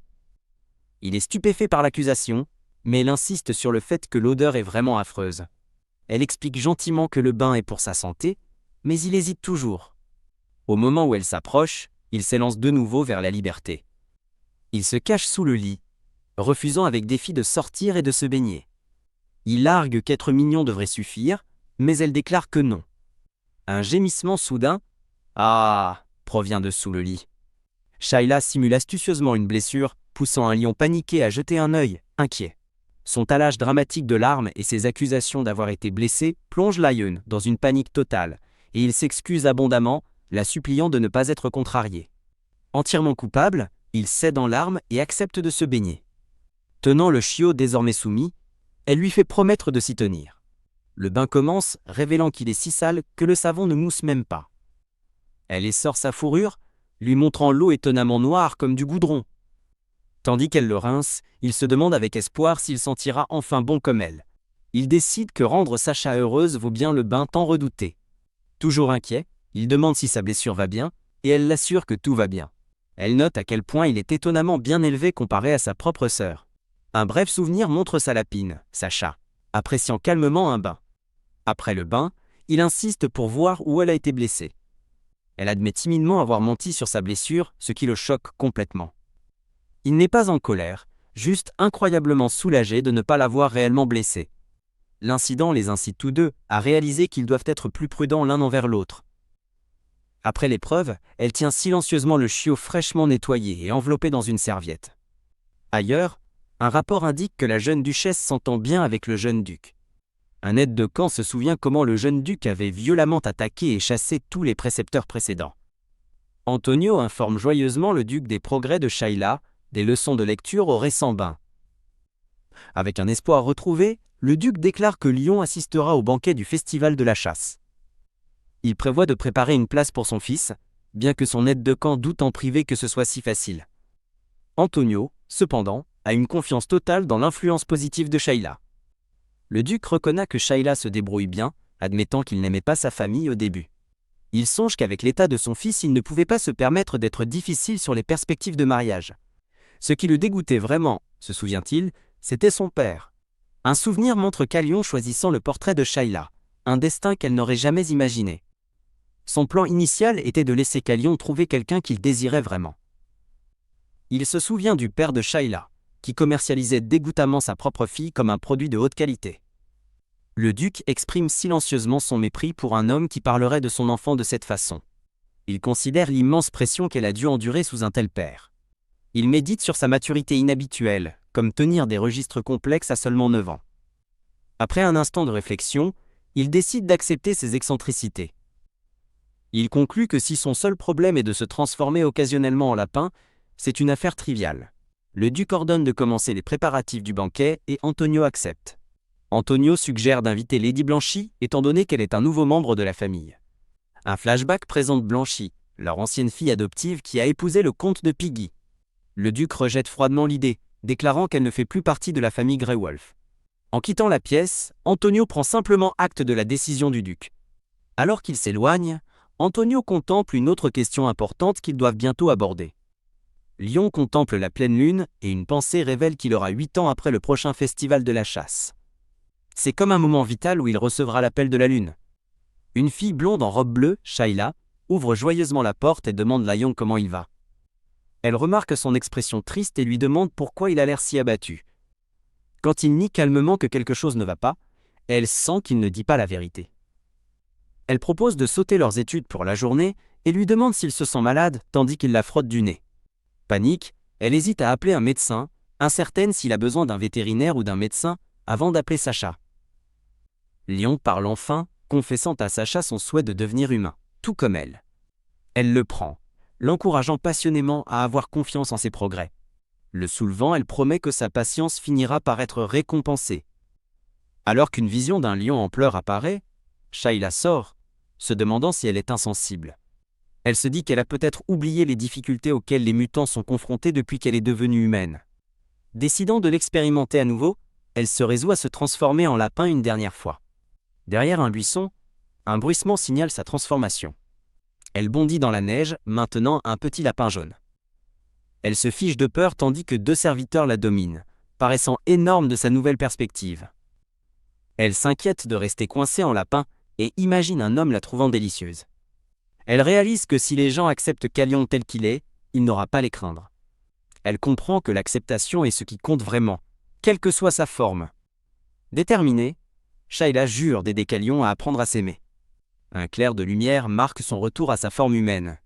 Redevance humaine, elle passe devant une femme de chambre portant un panier. Ses yeux s'écarquillent d'horreur en réalisant qu'elle a été vue. La femme de chambre surprise laisse tomber son panier, regardant en arrière avec confusion. Un silence gênant s'installe entre elles sur le chemin enneigé. La femme de chambre demande nerveusement à Shayla si elle a vu A, et Shayla hésite à répondre. La femme de chambre promet frantiquement qu'elle n'a rien vu, tandis que Shayla panique, réalisant qu'elle a tout vu. Shayla attrape la femme de chambre troublée par le bras et l'éloigne rapidement. À l'intérieur, elle claque les portes, déclarant qu'elle ne se transformera plus jamais en lapin. Présentant la femme de chambre une table pleine de desserts, Shayla lui offre une friandise. Elle exige ensuite sévèrement que la femme de chambre lui dise exactement ce qu'elle a vu. La femme de chambre se rappelle avoir vu un bruissement dans les buissons pendant qu'elle marchait. Un flashback montre le moment où un petit lapin jaune a surgi des feuilles. La femme de chambre rougit, absolument stupéfaite que Shayla puisse se transformer en un lapin si adorable. Shayla est complètement déconcertée par la réaction inattendue de la femme de chambre. Alors que Shayla tente d'expliquer la gravité de la situation, la femme de chambre s'extasie, en disant que c'était si adorable qu'elle l'a suivi instinctivement. La femme de chambre la réprimande en larmes pour avoir caché quelque chose d'aussi mignon, laissant Shayla exaspérée. Shayla s'adresse à la femme de chambre en l'appelant Anna, lui proposant un marché si elle promet une discrétion absolue. Elle accepte de lui montrer sa forme de lapin, juste une fois de plus. Anna caresse doucement le lapin, émerveillée par la douceur de sa fourrure. Submergée par l'émotion, Anna serre le petit lapin dans ses bras et le remercie abondamment. Elle exprime sa sympathie, réalisant que cela a dû être difficile pour Shayla en tant que mutante. Anna demande si elle a une sœur et Shayla, en lapin, confirme que sa sœur est avec la famille du comte Lexi. La femme de chambre se remémore sa propre sœur, se souvenant comment elle la promenait et lui donnait des bains. Anna compatit avec Sacha, lui confiant qu'elle aussi regrette sa propre jeune sœur. Sous sa forme de lapin, Sacha songe qu'Anna a elle aussi une sœur. Un doux souvenir montre une jeune Sacha et Lion dormant paisiblement ensemble. Réveillé en sursaut, Lion hurle le nom de Sacha avec alarme. Lion saute dans les bras d'une Sacha surprise pour un câlin. Sur un paysage enneigé, Sacha déclare que Lion est le plus mignon du monde. La scène se déplace vers une ombre sombre et menaçante tapie dans les bois. Plus de figures sombres aux yeux rouges brillants émergent de l'obscurité. De retour dans sa chambre, Anna brosse les cheveux de Sacha, tandis que celle-ci pose une question. Sacha se demande voix haute si les gens seraient surpris de voir le jeune duc sous sa forme de loup. Anna admet pensivement que certaines personnes seraient effectivement surprises. Quand Sacha craint que Lion ne soit blessé par la dérision, Anna jure passionnément de le protéger. Faisant bonne figure, Anna jure d'exiger le respect pour Calion Greywolf, faisant rire Sacha. Sacha imagine Lion se présentant fièrement comme Calion Greywolf. Avec un doux sourire, Sacha espère sincèrement qu'il sera un jour aussi confiant. Anna rassure une Sacha souriante qu'il le sera certainement. Une femme plus âgée annonce qu'il est temps de partir, et Sacha confirme qu'elle est prête. La narration marque la première visite officielle de Sacha au château extérieur du Nord. Sacha visite la place animée de la ville, déterminée à comprendre la vie de son peuple.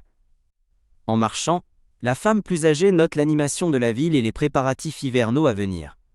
Anna interroge sur la capitale, et Sacha explique qu'ils y célèbrent Thanksgiving cette période. La femme plus âgée propose gentiment d'emmener un jour Anna, ravie, à la capitale. Elle dit ensuite Sacha qu'elle l'attendra dans la calèche, les laissant, elle et Anna, explorer davantage. Sacha accepte, réalisant qu'elle et Anna auront un peu de temps seuls. Leur dernier arrêt se révèle être une bijouterie. Sacha décide de transformer une bague en collier pour que Léo puisse la porter. Pour mesurer le cou de Lion, Sacha utilise un petit chiot en peluche comme modèle. Anna enroule délicatement un mètre ruban autour du remplaçant moelleux. Le collier est terminé, bien que Sacha souhaite que Lion ait pu être là. Plus tard, Sacha présente officiellement sa dame de compagnie et amie, Anna, à Lion. Sacha les observe tous les deux avec un regard chaleureux et pétillant. Halte. Anna est stupéfaite lorsque Sacha lui demande si elle désire quelque chose. Sacha insiste pour lui acheter un cadeau, mais une Anna embarrassée refuse. Anna continue d'hésiter, incapable d'accepter une offre si généreuse. Alors que Sacha pointe un joli objet, Anna la supplie d'arrêter. En quittant la boutique, Anna suggère qu'elle revienne plus tard pour le cadeau. Anna arrête Sacha, insistant pour lui offrir un cadeau, elle la place. Elle raconte avec enthousiasme une Sacha confuse les restaurants trésors cachés du château extérieur.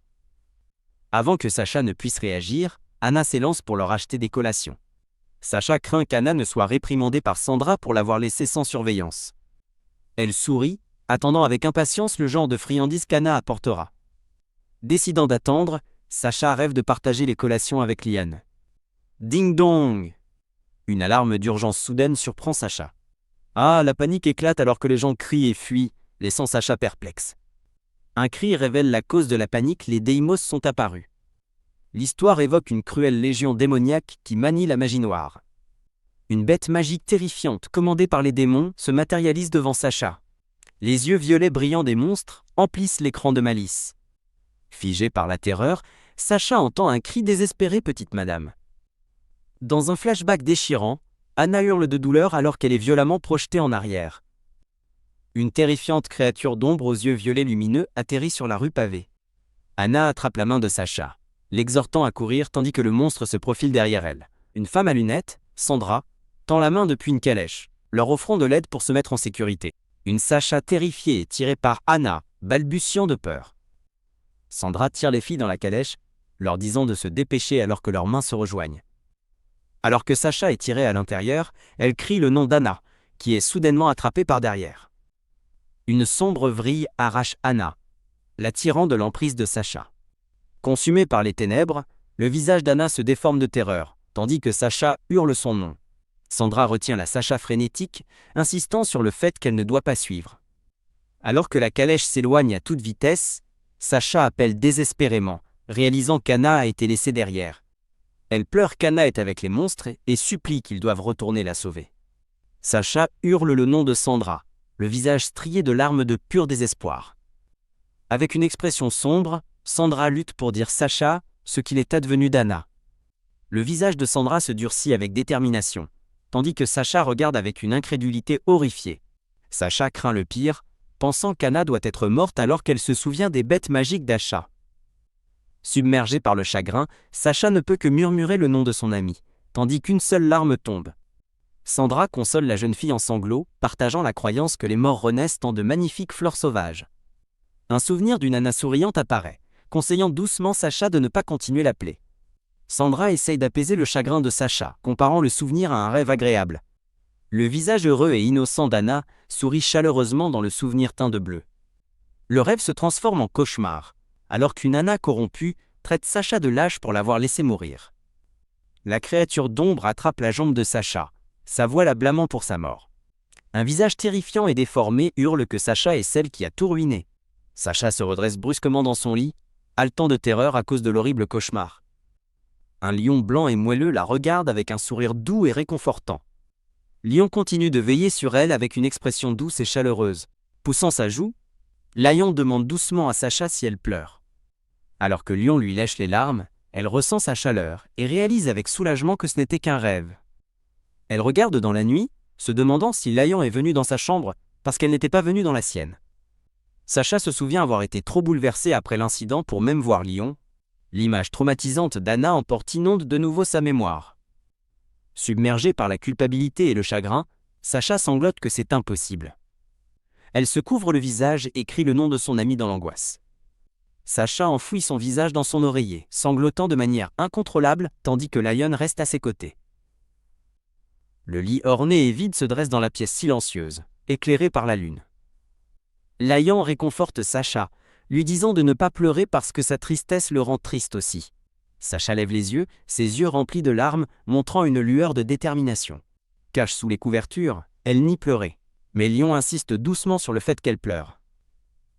Elle proteste que seuls les petits-enfants pleurent, mais Lion se blottit plus près, peu convaincu. Lion révèle qu'il a goûté ses larmes quand il lui a léché la joue, et elle lui dit d'arrêter de la chatouiller. Riant travers ses larmes, elle serre Lion dans ses bras et lui dit encore une fois d'arrêter de la lécher. Le serrant fort, elle prononce doucement son nom, remarquant à quel point il a grandi. Lion se redresse, demandant si c'est vrai, et elle confirme qu'il est devenu plus lourd. Il propose de bouger, mais elle le caresse avec réconfort, et lui dit de rester et de dormir avec elle. Lion accepte joyeusement, et les deux se blottissent ensemble pour s'endormir. Un nouveau jour se lève, sa lumière filtrant à travers les branches nues d'un arbre. Sacha s'agite dans son sommeil, se frottant doucement l'œil en se réveillant. Elle s'assied avec un haletement soudain, surprise par ce qu'elle voit. Lion sort sa tête de sous les couvertures, la saluant alors qu'elle réalise qu'ils ont dormi ensemble. Lion demande si Sacha va bien maintenant, mais elle allait de choc son apparence. Tandis que Lion remue la queue, Sacha pointe du doigt, incrédule, s'exclamant à propos de ses oreilles. Il saute avec enthousiasme autour de ses pieds, l'incitant à le regarder. Sacha serre joyeusement Lion dans ses bras, qui se réjouit que ses oreilles soient dressées. Elle lui dit que cela signifie qu'il grandit vite. Les deux dansent joyeusement tandis qu'elle le complimente, et il lui attribue sa croissance. La scène change alors que des bottes blindées marchent lourdement dans un couloir tapissé de rouge. Antonio accueille formellement la figure blindée, s'adressant à lui comme Monseigneur. Le Seigneur, un homme aux cheveux noirs, révélé être le duc, se tient ensanglanté et blessé, tandis qu'Antonio remarque à quel point ses blessures sont affreuses. Antonio suggère de soigner d'abord les blessures du duc, rapportant que les attaques de monstres deviennent plus fréquentes, surtout pendant que Sheila était au village. Le duc demande immédiatement si Sheila va bien. Antonio répond que bien qu'elle n'ait pas été blessée, elle a perdu une domestique proche et est en difficulté. L'expression du duc se durcit de résolution. Une déclaration apparaît, confirmant que l'entraînement des chevaliers n'a pas été vain. Le récit présente les chevaliers loups-gris d'élite, confiants de pouvoir même défier la notoire légion démoniaque. Cependant, la véritable menace est constituée par les puissantes bêtes Deimos. Les chevaliers en ont à peine vaincu 3 et en ont laissé 2 s'échapper lors d'une récente attaque de village. Le duc trouve cela étrange, notant que les Deimos n'ont jamais fui une bataille auparavant. Ils s'inquiètent de leur intelligence évolutive, se demandant s'ils peuvent même combattre des monstres capables de retraite tactique et d'embuscade. Ils rejettent la légende du loup noir, qui a tué un Deimos seul, comme une simple histoire née de l'espoir. L'attention se porte sur un lion endormi, se demandant s'il est la véritable figure de la prophétie. Une nouvelle femme de chambre aux cheveux argent brosse les cheveux de Sacha, remarquant qu'elle n'a pas l'air bien. Sacha tressaille quand la femme de chambre lui tire les cheveux en arrière pour les coiffer. Les cheveux attachés, Sacha pense tristement qu'elle n'a toujours aucune idée de ce qui est réellement arrivé à Hannah. La femme de chambre déclare sans ambages que Hannah est probablement morte, affirmant que les Deimos ont dévoré de nombreux villageois. Elle ajoute qu'il y aura un enterrement commun, puisque de nombreux corps comme celui d'Hannah n'ont pas été retrouvés. Avec un claque sec, Sacha arrache la brosse à cheveux des mains de la femme de chambre. Sacha rend son regard à la femme de chambre, les yeux écarquillés de choc et de colère. Se détournant, Sacha congédie froidement la femme de chambre. La nouvelle femme de chambre lui souhaite simplement de bien se reposer. Le récit identifie la nouvelle femme de chambre comme Jessica Mallory, fille d'un baron mineur du Nord. Il est révélé qu'elle a été engagée pour remplacer Hannah. Sacha se tient seul, pensant qu'il ne peut y avoir de remplaçante pour son ami perdu. Lion sort de sa cachette, demandant si la femme de chambre est partie, et Sacha le confirme. Sacha dit à Lion qu'il n'avait pas besoin de se cacher, le rassurant que personne ne disait du mal de lui. Un souvenir heureux montre Sacha et une femme de chambre avec une fausse moustache riant ensemble. Caressant Lion, Sacha jure de donner une leçon à quiconque le maltraite, l'exhortant à ne pas se cacher éternellement. Lion recule effrayé, criant non. Il se détourne, avouant qu'il déteste que les gens le regardent ou sachent ce qu'il est. Il s'éloigne en bondissant, tandis que Sacha l'appelle avec inquiétude. Une autre femme de chambre apparaît à la porte, annonçant que le duc l'attend. Sacha invite Lion voir le duc avec elle, mais il refuse fermement. Avec un regard sombre et déterminé, Sacha serre le poing. Elle quitte la pièce, laissant Liam derrière elle. Le duc se repose dans son grand lit orné, se remettant de ses blessures. Arrivant avec Antonio, Sacha voit le duc blessé et est immédiatement inquiète. Elle demande s'il va bien, et il l'assure faiblement qu'un traitement approprié suffira. Antonio se penche, informant Sacha que le duc a quelque chose d'important à lui dire. Il révèle que le sujet concerne les montagnes Hemlock du Nord et le royaume d'Asha. Le duc commence son rapport. Un coup d'État pour le trône a récemment eu lieu dans le royaume d'Asha. Il explique que le conflit était entre deux pouvoirs rivaux, la puissante famille Veramos et la légitime maison royale d'Asha. La famille Veramos a stratégiquement placé un héritier adopté dans la famille royale qui a finalement pris le pouvoir. Maintenant, le nouveau roi, Elgoth Asha, porte le nom royal, mais n'est loyal qu'à la famille Veramos. Antonio explique que les attaques de Deimos provenaient de bêtes Asha échappées, mais insiste sur le fait que cette fois est différente. De son lit, le duc blessé déclare qu'il s'agissait d'un assaut planifié. Le duc se souvient avoir vu un chevalier de haut rang de la Légion Démon explorer leur territoire pendant qu'il traquait les Deimos. Sacha, choc, écoute. Le duc l'avertit qu'avec les conflits internes d'Asha résolus, ils se tourneront désormais vers l'extérieur. Panique, Sacha change brusquement de sujet, louant la rapidité d'apprentissage de Lion. Le duc médite ses paroles, remarquant la croissance impressionnante de Lion, et qu'une de ses oreilles est enfin dressée. Sacha souhaite maladroitement au duc un prompt rétablissement. Alors que la porte se referme, le duc lui ordonne de rester à l'intérieur. Sacha accepte nerveusement. Se détournant de la porte, elle se raffirme son identité, Shayla Lexi. Le souvenir des mots du duc déclenche une terrible prise de conscience. La guerre pourrait éclater bientôt. Sandra, la femme de chambre en chef, jette un coup d'œil au coin avec une expression préoccupée. Voyant la nouvelle femme de chambre, Jessica, à la porte de la jeune duchesse, Sandra se demande ce qu'elle fait. Jessica tend la main vers la poignée de la porte de la jeune duchesse. Sandra lui attrape le poignet, exigeant de savoir ce qu'elle fait. Jessica informe froidement Sandra que la jeune duchesse désire de l'intimité, n'autorisant que son assistante personnelle à l'intérieur. Sandra s'excuse rapidement, affirmant qu'elle a dû se tromper de pièce. Jessica lui dit sévèrement de ne plus refaire cette erreur avant de la congédier. Jessica s'éloigne d'un pas confiant. Fumante de rage, Jessica bouillonne silencieusement d'avoir osé lui parler ainsi. La scène se passe à la place d'un village au crépuscule. Deux prêtres président un service funéraire public pour les victimes. Sacha est entouré par le chagrin des autres personnes en deuil. Vêtu de noir, Sacha prie, s'excusant silencieusement auprès de Anna et se blâmant pour sa mort. Un souvenir lumineux et heureux d'une Anna souriante traverse son esprit. Elle souhaite que Anna repose en paix, espérant qu'elle renaîtra comme une fleur sauvage qui ne pourra jamais être piétinée. Une femme voilée dit doucement à Sacha que le soleil se couche et elle accepte de retourner au manoir. Sacha jette un dernier regard le cœur lourd avant de partir. Une silhouette terrifiante et sombre aux yeux brillants apparaît momentanément. Sacha halète sous le choc, incitant la femme à côté d'elle à demander ce qui ne va pas. Voyant une longue ombre déformée sur le mur, Sacha rejette sa peur comme insignifiante. Un petit chien bondit soudainement vers elle avec un petit bruit joyeux, la surprenant. Le chiot joyeux et haletant la regarde avec impatience. Sacha rit tandis que le chien se roule joyeusement, le qualifiant d'effronté. Un couple du village note que si le chien leur demande habituellement de la nourriture, il mendie des caresses la jeune duchesse. Le chien poursuit sa démonstration excitée, et Sacha se demande s'il veut vraiment son attention. En caressant le chiot joueur, Sacha souhaite que Lion ait la même confiance. Une pointe de tristesse la frappe en imaginant à quel point ce serait merveilleux. La scène retourne au grand manoir alors que la nuit tombe. Sacha trouve un chariot de nourriture devant une pièce, se demandant pourquoi le repas n'a pas été rentré. Jetant un coup d'œil à l'intérieur, elle appelle doucement Lien, lui demandant pourquoi il n'a pas mangé. Ses yeux s'écarquillent d'une horreur soudaine et grandissante. Elle fait irruption dans la pièce, appelant désespérément le nom de Lion. La voix de Lion l'appelle et elle demande si quelqu'un d'autre est là. Trouvant la pièce vide, elle crie avec un soulagement confus qu'il n'y a personne. Elle trouve Lion caché et le réprimande de ne pas manger, mais il explique qu'il évitait les gens qui passaient devant sa chambre. Lion s'avoue qu'il n'aime pas être observé par les autres. Il est assis avec une expression légèrement suffisante mais timide sur le visage. Sacha le serre fort dans ses bras, craignant qu'il ne meure de faim, mais Lion insiste sur le fait qu'il peut le supporter. Lion lui renifle la main avec curiosité, interrogeant sur une étrange odeur.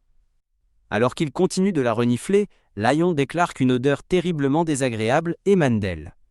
Alors qu'une porte s'entrouvre avec un lourd bruit sourd, un son de frottement résonne depuis le couloir. Sacha s'interroge sur le bruit, et une voix hors champ commence à expliquer. Un homme aux cheveux verts tient un chiot joyeux, expliquant qu'il a suivi Sacha depuis l'extérieur. L'homme tend la main vers Lion qui se cache derrière une chaise. Avec un élan féroce, Sacha se jette en avant, criant à l'homme de ne pas toucher à Lion. L'homme panique à la vue d'un loup, alors que Lion, montrant les crocs, se jette sur le chiot effrayé. « Ne t'accroche pas, Sacha !» rugit Lion, projetant le chiot en l'air tandis que l'homme observe, horrifié. Sacha attrape Lion qui grogne, le réprimandant tandis qu'il avertit le chiot de ne plus jamais montrer le bout de son nez. Un éclair d'énergie violette souligne l'intensité du moment. Sacha recule d'horreur pensant que Lion vient de lui dire de tuer le chiot. Elle le fixe, incrédule, se demandant si c'est vraiment ce que Lion a dit. Se rappelant ses crocs, elle réalise avec un choc que ce n'est pas le lion qu'elle connaissait. Alors que Lion grogne, elle pense, terrifiée, que cette créature agressive n'est pas lui. L'homme aux cheveux verts se précipite, disant à la petite dame de s'écarter. Brandissant un balai, il déclare qu'ils doivent chasser l'esprit malicieux avant qu'il ne cause plus de problème. Sacha se fige, stupéfaite par ces mots. Lion dit froidement l'homme de s'en aller, et l'homme reste bouche bée, choqué qu'il puisse parler. Sacha a du mal à digérer tout ce qu'elle vient d'entendre, les menaces et l'accusation que Lion est un esprit. Lion continue de grogner avec une intensité vicieuse. Alors que l'homme hurle « Ah ah », Lion lui crie furieusement de s'en aller. Sacha appelle le nom de Lion, et il se tourne soudainement vers elle avec une expression hébétée et innocente. Lion lève les yeux vers elle, avec de grands yeux larmoyants et incroyablement mignons. Il se roule espièglement sur le dos, demandant à Sacha si elle veut toucher sa patte. Déconcerté par son changement soudain, Sacha ne peut que bégayer en réponse. Alors que la scène change, Sacha le traite intérieurement de petit flirt. Le récit révèle que, en jugé par la peur des serviteurs, Lion a déjà attaqué des personnes dans le manoir. Sa tentative de mordre le petit chiot est rappelée comme un autre exemple de son agressivité. Toujours sur le dos, Lion propose gentiment Sacha de toucher aussi sa queue. Sacha le regarde d'un air fâché, complètement indifférente à son numéro. Elle lui demande directement s'il a une marque de morsure, mais il reste silencieux, refusant de répondre. Lion déclare qu'il ne mordrait jamais Sacha, mais elle rétorque qu'il mordrait tous les autres. Il insiste qu'il n'a besoin que d'elle, mais une Sacha rougissante dit qu'ils ne peuvent pas vivre seuls pour toujours. Elle exige de savoir comment caresser un chiot errant pourrait être une trahison. Boudant, Lion se détourne et admet qu'il ne sait pas pourquoi, il n'aime tout simplement pas ça. Rouge de colère, Sacha l'accuse d'essayer de nouveau de se faire mignon pour obtenir ce qu'il veut. Il le nie, expliquant qu'il ne joue pas la comédie. Sacha elle-même a dit qu'il était mignon. Sacha réalise qu'elle a été complètement dupée par ces deux personnalités d'ange et de diable. Elle pointe sévèrement Lian, exigeant qu'il promette de ne plus jamais mordre ou menacer qui que ce soit. S'agenouillant, elle le réprimande pour avoir tenté de mordre des chiots plus petits et pour avoir dit des choses violentes. Elle déclare qu'elle déteste les gens violents par-dessus tout et qu'elle le détestera s'il recommence, le choquant. Lan promit frénétiquement de ne pas le faire, la suppliant de ne pas le harceler, alors qu'elle exige une promesse du petit doigt. Avec des toiles scintillantes, les deux scellent leur promesse, son doigt lie sa patte. Sacha soupire, réalisant que ses problèmes avec Lion sont loin d'être terminés. Regardant le grand domaine, elle décide que Lion doit apprendre à s'entendre avec les autres. Plus tard, elle apporte les touches finales, une magnifique broderie représentant un loup hurlant à la lune. Elle sourit, fière de son travail achevé. Soudain, une vision terrifiante et sombre apparut, et elle haleta sous le choc. 3 femmes de chambre se précipitent à ses côtés, louant ses incroyables talents de brodeuse. Une autre femme de chambre s'émerveille devant les motifs délicats, tandis qu'une Sacha rougissante reste silencieuse. Une femme de chambre explique qu'il s'agit d'une adaptation d'un motif populaire de la capitale, impressionnant les autres. Dans un flashback flou, Sacha se souvient que son père considérait la broderie comme la compétence la plus importante pour une dame. Une jeune Sacha présente sa broderie d'une perfection suspecte, tandis qu'une femme de chambre lui demande à quoi elle va l'utiliser. La jeune Sacha déclare calmement qu'elle fera une housse de coussin. En offrant la broderie, elle explique que c'est un cadeau pour Lion, surprenant les femmes de chambre. 2 femmes de chambre commencent chuchoter l'une l'autre, avec des expressions préoccupées.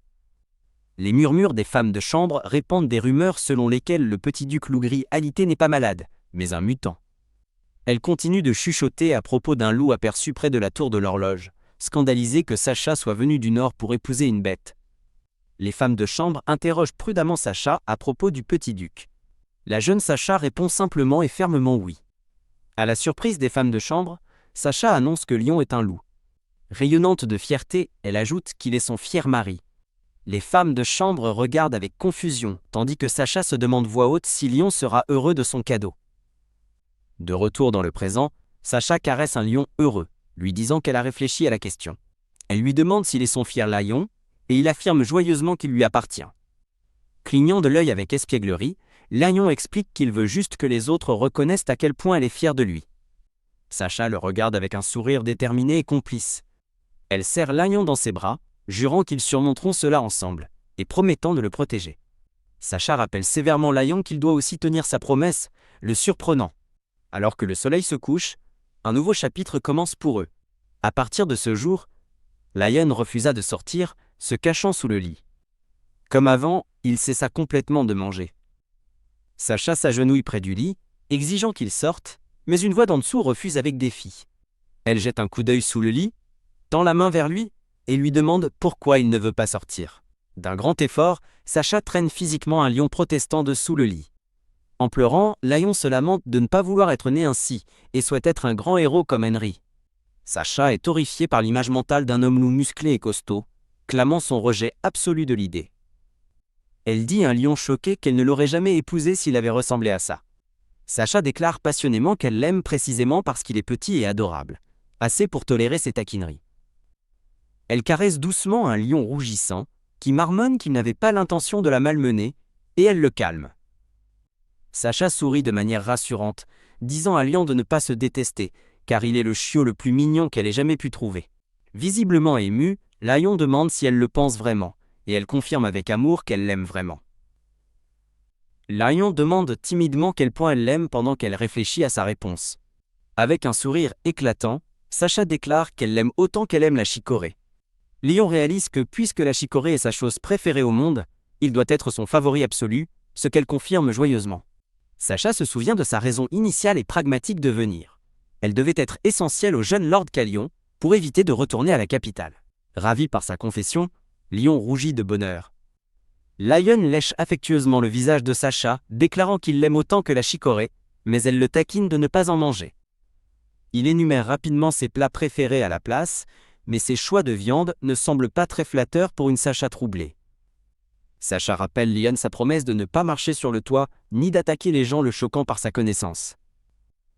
Faisant la moue, elle lui dit qu'en tant que sa femme, elle remarque tout, et se souvient à quel point elle a été choquée la première fois qu'elle l'a découvert. Un flashback montre Lion comme un loup sombre sur le toit, et elle se souvient qu'il empruntait des chemins dangereux pour éviter les gens.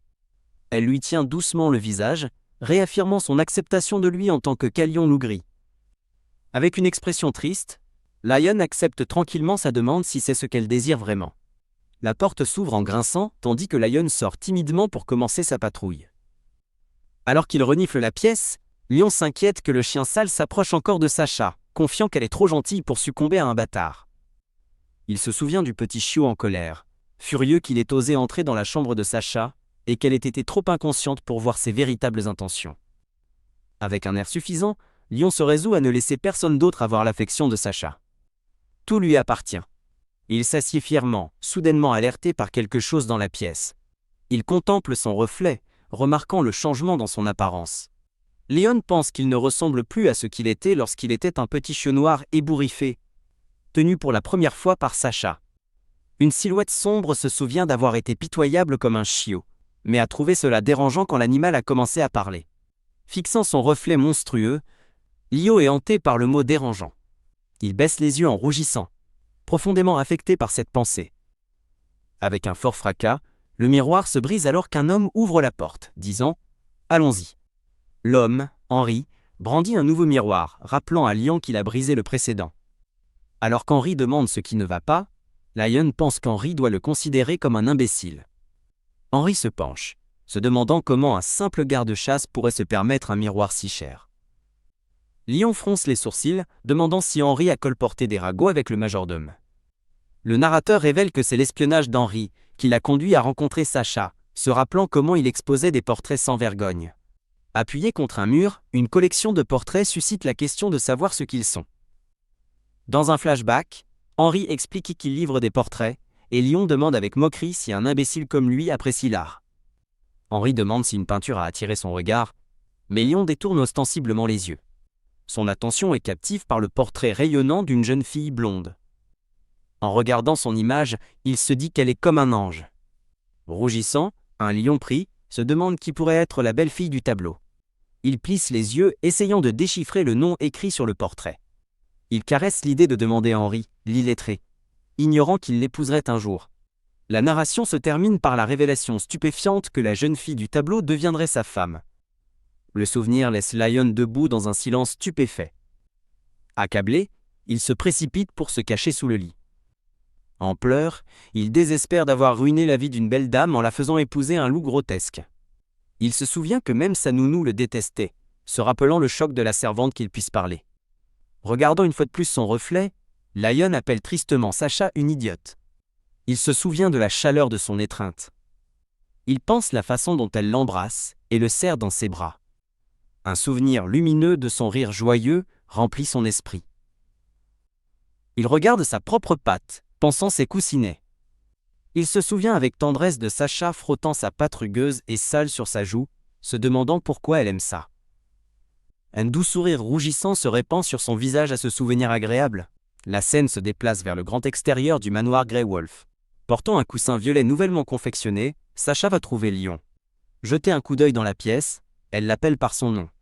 Elle le retrouve dormant sous le lit et soupire. Elle se penche, se demandant pourquoi sa fourrure est déjà en désordre. Lion se réveille joyeusement, et Sacha l'accuse immédiatement de faire semblant de dormir. Il remue la queue, impressionné qu'elle ait su, et elle déclare fièrement qu'elle est un génie. Il se roule sur le dos, demandant en plaisantant si elle veut dire qu'il est mignon, et elle concède le point. Sacha surprend un lion curieux en lui présentant le coussin brodé. Les yeux de Lion s'écarquillent de ravissement et d'étonnement devant son cadeau. 3 versions de Lion sautent avec enthousiasme autour de Sacha, la couvrant de louanges pour le cadeau incroyable qu'elle a fait. Le coussin est révélé, montrant une dédicace cousue à la main de Sacha à son cher Lion. Sacha est sidérée lorsque Lion refuse d'utiliser le coussin, voulant le garder immaculé. Elle prend son vieux tapis, menaçant que s'il n'utilise pas le nouveau coussin, il n'aura rien. Les 3 Lions implorent de récupérer leur couverture, mais elle reste ferme, exigeant qu'ils promettent d'utiliser le coussin. D'une rapide tirade, l'un des Lions arrache la vieille couverture déchirée de sa prise. Serrant sa précieuse couverture, Lion cherche frénétiquement quelque chose qu'il avait caché à l'intérieur. Ses yeux s'écarquillent de pure panique alors qu'il réalise que sa précieuse bague a disparu. Il demande désespérément à Sacha si elle a vu la bague qu'il a cachée, mais elle fait l'idiote, demandant ce qui manque.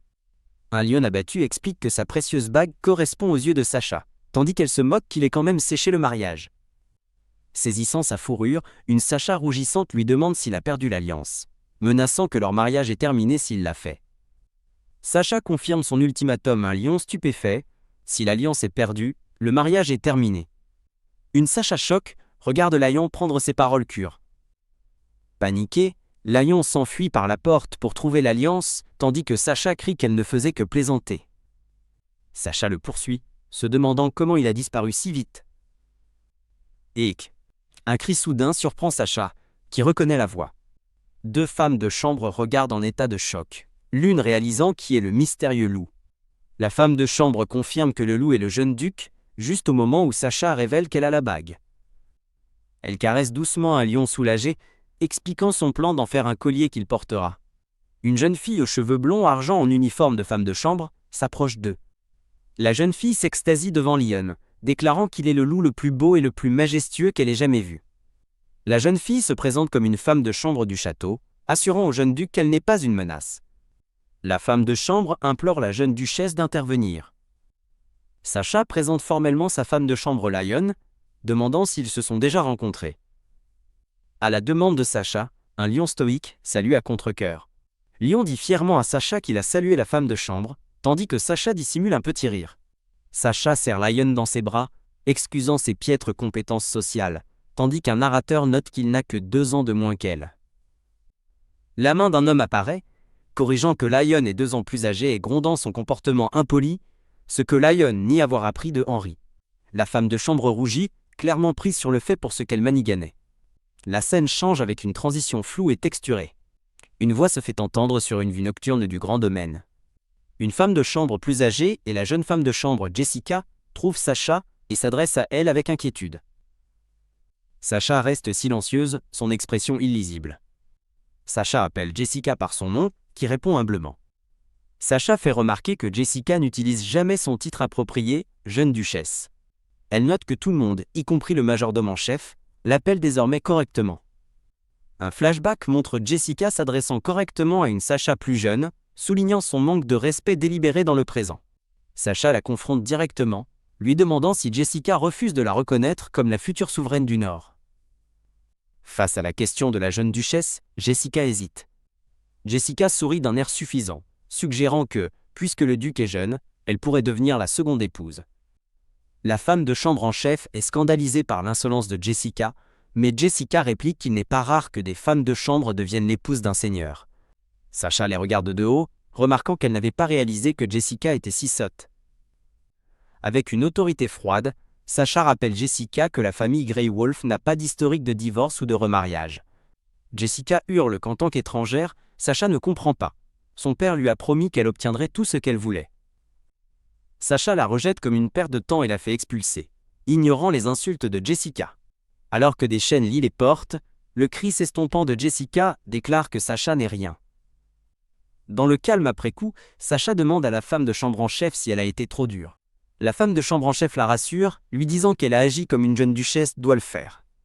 Sacha réfléchit qu'elle a agi avec maturité, mais qu'elle n'aimait secrètement pas Jessica, voulant présenter Lion seulement à Anna. Un charmant dessin représente une Sacha heureuse présentant une autre femme de chambre aux cheveux foncés lion. Sacha rougit, troublée par ses propres sentiments. Elle se demande si sa propre possessivité ne la rend pas différente de Lion qui grogne après un chiot. S'adressant à la femme de chambre en chef sous le nom de Sandra, Sacha annonce sa décision de faire sortir Lion plus souvent. Elle donne un ordre strict. Dit aux domestiques que s'ils doivent bavarder, ils le feront hors de portée de l'oreille du loup. Un flashback déchirant montre une jeune fille terrifiée, appelée petite sorcière et incitée à courir. Le pied de la jeune fille recule de peur, alors que le souvenir continue. Une jeune Sacha serre fortement Lion criant de terreur. Dans un souvenir horrible, une fille hurle les noms Anna et Sandra avec désespoir. Une pensée frénétique résonne à travers une scène sanglante, se demandant pourquoi personne ne répond. Au milieu du carnage entourant une calèche renversée, une voix supplie quelqu'un de revenir. Une jeune fille aux cheveux bruns, d'un calme effrayant, déclare qu'ils sont probablement tous morts. Sacha revit un souvenir, regardant un écran où une fille enragée raconte comment Deimos a dévoré des villageois. Tremblante, Sacha tient Lion, tandis que la voix continue, mentionnant des corps qui n'ont même jamais été retrouvés. La voix désincarnée demande ensuite s'ils ont déjà retrouvé le corps du jeune duc. Une voix moqueuse rit de la stupide étrangère, faisant qu'une Sacha terrifiée murmure le nom de Lion. Alors qu'une voix la nargue, pour avoir cru qu'elle était spéciale, Sacha serre Lion plus fort, le niant. Des voix intérieures s'entrechoquent, alors que les moqueries sur son impuissance sont confrontées à sa féroce détermination à protéger Lion, coûte que coûte. Haltement! Sacha se redresse brusquement dans son lit, se réveillant de l'horrible cauchemar. Elle serre sa chemise de nuit, son cœur battant encore de la suite du rêve. La scène s'élargit sur le grand domaine, où le long hiver nordique a officiellement commencé. Réalisant que ce n'était qu'un rêve, Sacha décide de l'oublier pour éviter d'inquiéter Lion. Bam! Sacha ouvre la porte en grand, annonçant qu'il est temps pour leur promenade alors qu'elle débute l'opération Rendre Lion confiant. Lion est assis, l'air complètement désintéressé, laissant Sacha se demander comment le faire sortir de la pièce. Avec une moue déterminée, Sacha élabore un plan, offrant un baiser à Lion s'il sort. Lion lui jette un regard sceptique, qu'elle interprète correctement comme le fait qu'il pense qu'elle l'embrassera de toute façon. Lion demande si cela signifie qu'elle ne l'embrassera plus. Sacha suggère taquinement qu'elle embrassera plutôt un chiot errant, plongeant Lion dans une panique soudaine. Un lion troublé accepte immédiatement de sortir, ce qui lui vaut un sourire satisfait de la part de Sacha. Maintenant dehors, Sacha pointe vers le jardin, suggérant joyeusement qu'ils aillent se promener ensemble. Lion s'inquiète que les gens le regardent étrangement, mais Sacha le caresse de manière rassurante et dissipe ses craintes. Surpris, Lion recule en voyant un serviteur balayer le couloir. Le serviteur salue respectueusement le jeune duc et la jeune dame, tandis que Sacha rend poliment le salut. Sacha encourage doucement un lion en sueur à dire bonjour et il marmonne timidement un salut. Alors que Lion continue de se cacher derrière elle, Sacha lui dit que c'est inconfortable de marcher comme ça. Ils arrivent enfin aux marches du jardin saupoudré de neige et Sacha annonce avec enthousiasme qu'ils sont arrivés. Follement joyeuse, Sacha étreint Lion et le félicite d'avoir fait du bon travail, lui demandant de toujours marcher avec elle. Un lion rougissant accepte, mais seulement si elle promet de le complimenter davantage. Proximité, un majordome remarque la scène réconfortante avec un curieux fredonnement. Le majordome s'approche d'urgence d'un homme aux cheveux noirs à un bureau, suppliant son Altesse de regarder le grand livre. La scène montre Sacha et un lion heureux, courant ensemble dans le jardin.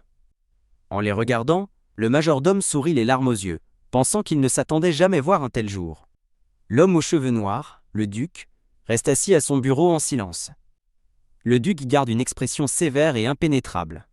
Tandis qu'il écrit, une image lumineuse de Sacha et Lion jouant apparaît, et il réfléchit à quel point Lion a grandi. Les pensées du duc se terminent par une ferme résolution. Peu importe l'apparence de Lion, il est l'héritier de Grey Wolf. Elle dit à un lion grincheux qu'il est temps de prendre un bain. Bientôt, Léo est complètement enseveli sous une montagne de mousse de savon.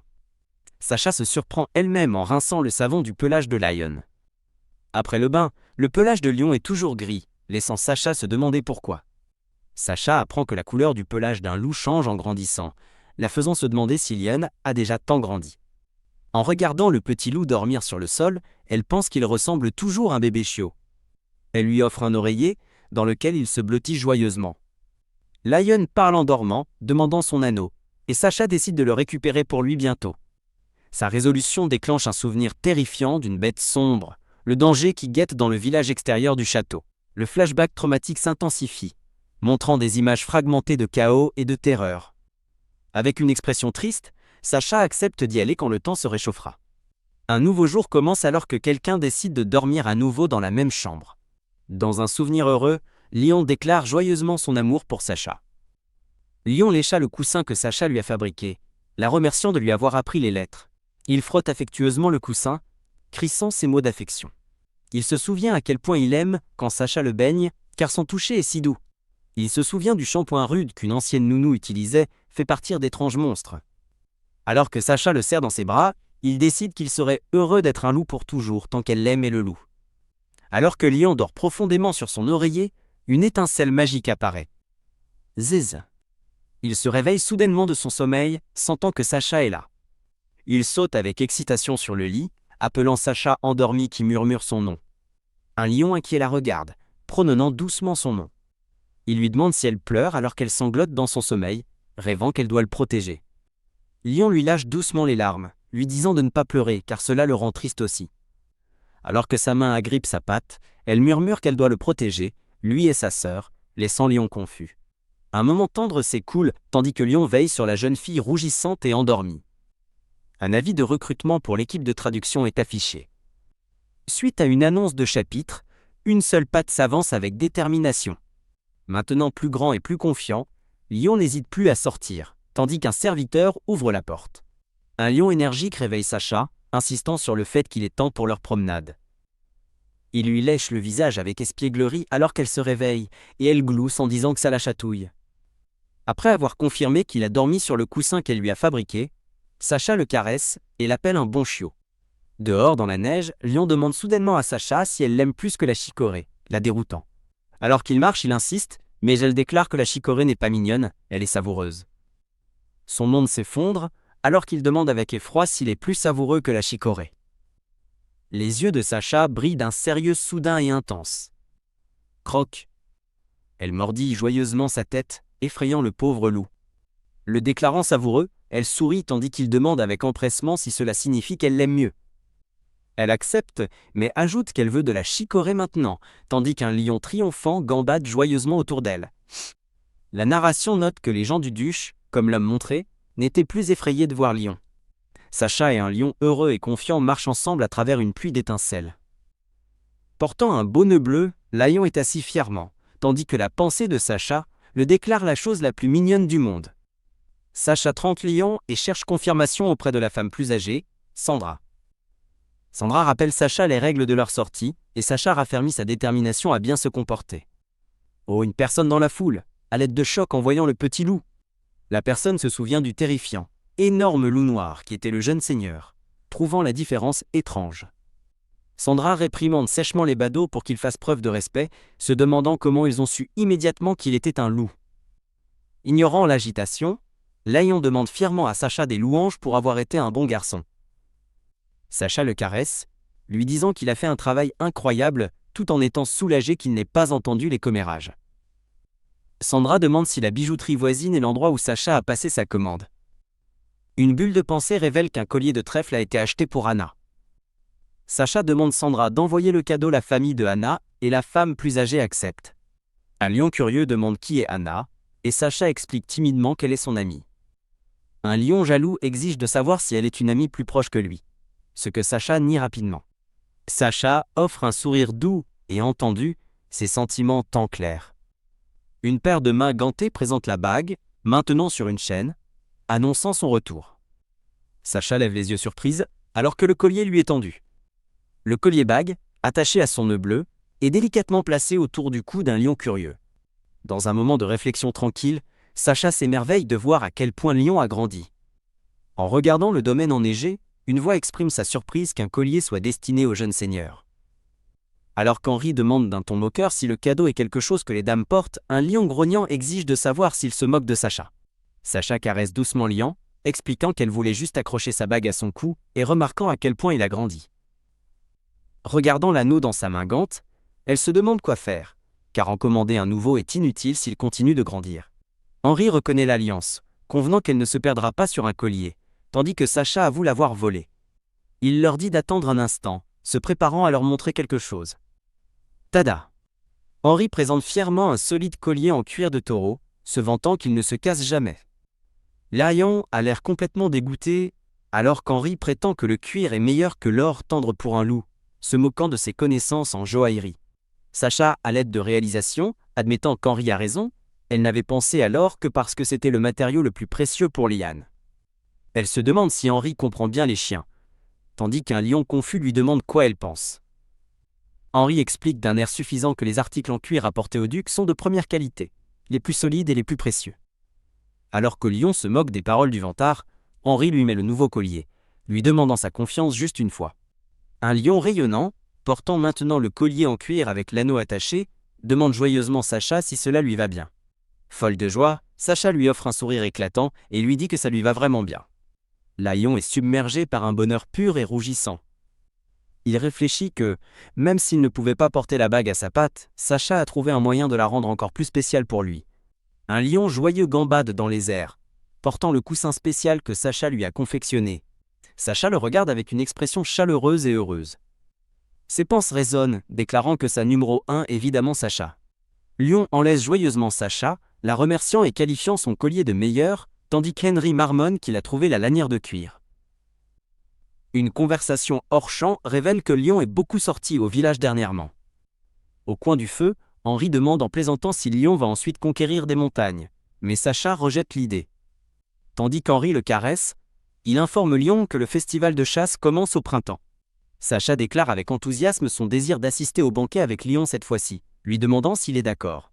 Henry se moque de l'idée, se demandant comment le jeune seigneur pourrait assister à un banquet alors qu'il ne sait même pas utiliser une fourchette, ce qui lui vaut un regard furieux de Lion. Lion détourne le regard pensivement, son nouveau collier bien visible. Tous les trois marchent ensemble le long d'un chemin de pierre. L'oreille de Lion tressaute alors qu'il entend quelque chose au loin. Il coûte tandis que des commérages cruels s'échappent d'un bâtiment voisin, plaignant la dame qui a épousé ce genre de bête. Assis seul, Lion craint que s'il assiste à un événement, les gens diront des choses terribles sur Sacha. Sacha est stupéfaite et sans voix alors que Lion est calmement d'accord avec Henry, déclarant qu'il n'a pas l'intention d'y aller. L'air résolu au milieu de fleurs violettes épineuses, l'un déclare fermement qu'il n'ira pas au banquet. Il répète son refus, laissant une Sacha choquée demander ce qui ne va pas. Avec une détermination féroce, Sacha lui dit que c'est bien de sortir, promettant de le protéger quoi qu'il arrive. Au non paniqué, Lion réalise à quel point Sacha a l'air contrarié. Il cherche désespérément une excuse qui ne blesse pas ses sentiments. Henry regarde avec une expression confuse, se demandant ce qui se passe. Waouh! Dans un élan de désespoir, Lion crie que c'est à cause des fantômes. Il explique avec frénésie que pendant le festival, les fantômes des animaux chassés rampent dehors et pourraient manger un petit chiot comme lui, stupéfiant Sacha et Henry. Lion rejette la faute, déclarant que c'est Henry qui le lui a dit. Un Henry frénétique insiste que c'était une blague qu'il a racontée quand Lion était tout petit, tandis qu'un Lion stoïque lui dit d'arrêter de dire des bêtises. Henry argue que Lion n'est plus un chiot, soulignant que sa présence fait trembler les chevaux dans l'écurie. Une Sacha rougissante défend Lion, disant qu'il est naturel pour lui d'avoir peur des fantômes à son âge. Elle ordonne à Henry de dire Lion que les fantômes ne sont pas réels, le plongeant dans la panique, alors qu'il supplie le jeune seigneur de lui faire grâce. Lion tressaille, réalisant que son plan se retourne contre lui. Sacha réconforte le loup en pleurs, le rassurant que les fantômes ne sont pas réels avant de le traiter de lâche. Henry transpire, se demandant si sa dame voit vraiment toujours le formidable jeune seigneur comme un simple chiot. Berrant Lion, Sacha s'inquiète de sa promesse de l'emmener au banquet, se demandant ce qu'elle devrait faire maintenant. La scène se déplace vers une pièce calme aux murs bleus. Le narrateur révèle que depuis que Lion a refusé d'y aller, une Sacha abattue et déprimée. Jeta un coup d'œil dans la pièce, un lion triste la regarde, se demandant s'il a fait le mauvais choix. Lion hurle de façon dramatique, pensant que réduire les baisers est trop cruel, tandis qu'une Sacha assise lui demande ce qui ne va pas. Sacha embrasse tendrement un chiot. Lion rougit, battement heureux. Se plaignant qu'elle le complimente peu, Lion est rassuré par Sacha qu'il a bien lu un livre. Maintenant, plus grand, un lion mélancolique craint que l'affection de Sacha ne s'estompe parce qu'il n'est plus petit, mignon ou blanc. Il se demande ensuite si c'est parce qu'il n'est toujours pas humain, et une Sacha inquiète s'approche, lui demandant pourquoi il pleure. Un lion nerveux dit Sacha qu'il a encore vu un fantôme, affirmant qu'il se tenait là le fixer. Sacha lui demande s'il veut encore dormir ensemble, et il accepte son offre avec empressement. Alors qu'ils sont au lit, Sacha lui demande quel genre de fantôme il a vu cette fois, et Lion hésite. Il balbutie que c'était un fantôme de tigre, alors qu'un tigre spectral terrifiant plane derrière Sacha, qui s'interroge sur la chasse au tigre. Lion explique qu'un ré-chat a été capturé il y a longtemps, ce qui pousse Sacha à penser que même un loup aurait peur d'un tigre. Sacha le rassure en disant que les fantômes ne mangent que les chiots, donc elle sera en sécurité en tant qu'humaine, un mot qui surprend Lion. Il a la vision d'une ombre sombre, semblable à un humain, tendant la main vers Sacha dans son lit, ce qui le fait se demander s'il veut être humain. Sacha supplie doucement Lion d'assister au banquet, Mais il reste silencieux, le regard détourné. Elle pose tendrement sa main sur sa patte. Lion retire sa patte et saute du lit, refusant catégoriquement et laissant Sacha stupéfaite. Sacha, le cœur brisé, le regarde partir, les yeux grands ouverts de tristesse et de confusion. Lion dévale un sentier de pierre, poussé par une sensation étrange et persistante. La sensation devient plus claire. Un désir irrésistible de courir sur deux jambes. Ceci est suivi d'une envie irrésistible de tenir Sacha dans deux bras. Une vision magnifique et tendre montre sa forme humaine, désir étreignant une Sacha sereine. Courant dans la neige, Lion s'inquiète si Sacha l'aimera toujours s'il change et perd ses douces oreilles et pattes. Les larmes aux yeux, il se demande si elle l'embrassera et le serrera toujours dans ses bras, s'avouant qu'il a peur. Il continue sa marche solitaire, sa plus grande peur tant que Sacha ne l'aime plus. Le pied nu de Sacha foule le chemin de pierre froide, le poursuivant. Elle crie désespérément son nom dans la nuit froide et sombre. Lion s'arrête net, se retournant avec surprise pour la voir. Se précipitant à ses côtés, Sacha le réprimande d'avoir couru dans l'obscurité glaciale, le traitant d'idiot. Elle le serre dans une étreinte étroite, lui demandant s'il a vu un fantôme, tandis qu'il réalise qu'elle l'aime suffisamment pour le poursuivre. Le baron, Sacha l'appelle un chiot idiot alors qu'il avoue sa peur, décidant de continuer à utiliser l'excuse du fantôme. Son nouveau plan est établi. Il fera semblant d'avoir peur des fantômes jusqu'à l'arrivée du printemps. Un gros plan montre les yeux de Sacha, lourds d'inquiétude et de fatigue. Plus tard, au lit, Sacha se plaint qu'il fait trop chaud avec Lion dormant si près d'elle.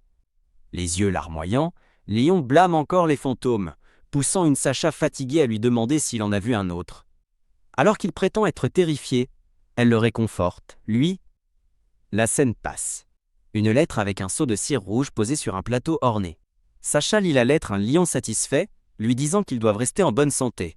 Il répond qu'il aime entendre sa voix. Elle le corrige en jouant, disant que lorsqu'il sera humain, il devra écrire ses propres lettres, et il acquiesce. Son expression passe soudainement au choc, alors qu'elle lit plus loin, incitant un lion inquiet à l'appeler par son nom. Ses yeux s'écarquillent d'horreur au contenu de la lettre, et elle saisit une paire de ciseaux, tandis que Lion lui demande anxieusement ce qui ne va pas. La lettre décrit un lapin terriblement malade, ignoré par un conte, montrant l'image d'un lapin seul dans une cage. Signée par quelqu'un nommé Ellie, la lettre implore de l'argent, laissant Lion se demander qui est Ellie, et ce que signifie le lapin malade. Sacha se tourne vers lui, le visage sombre, expliquant qu'Ellie est sa femme de chambre et que le lapin est. Les larmes coulent sur le visage de Sacha alors qu'elle annonce la nouvelle dévastatrice. Sa sœur est malade.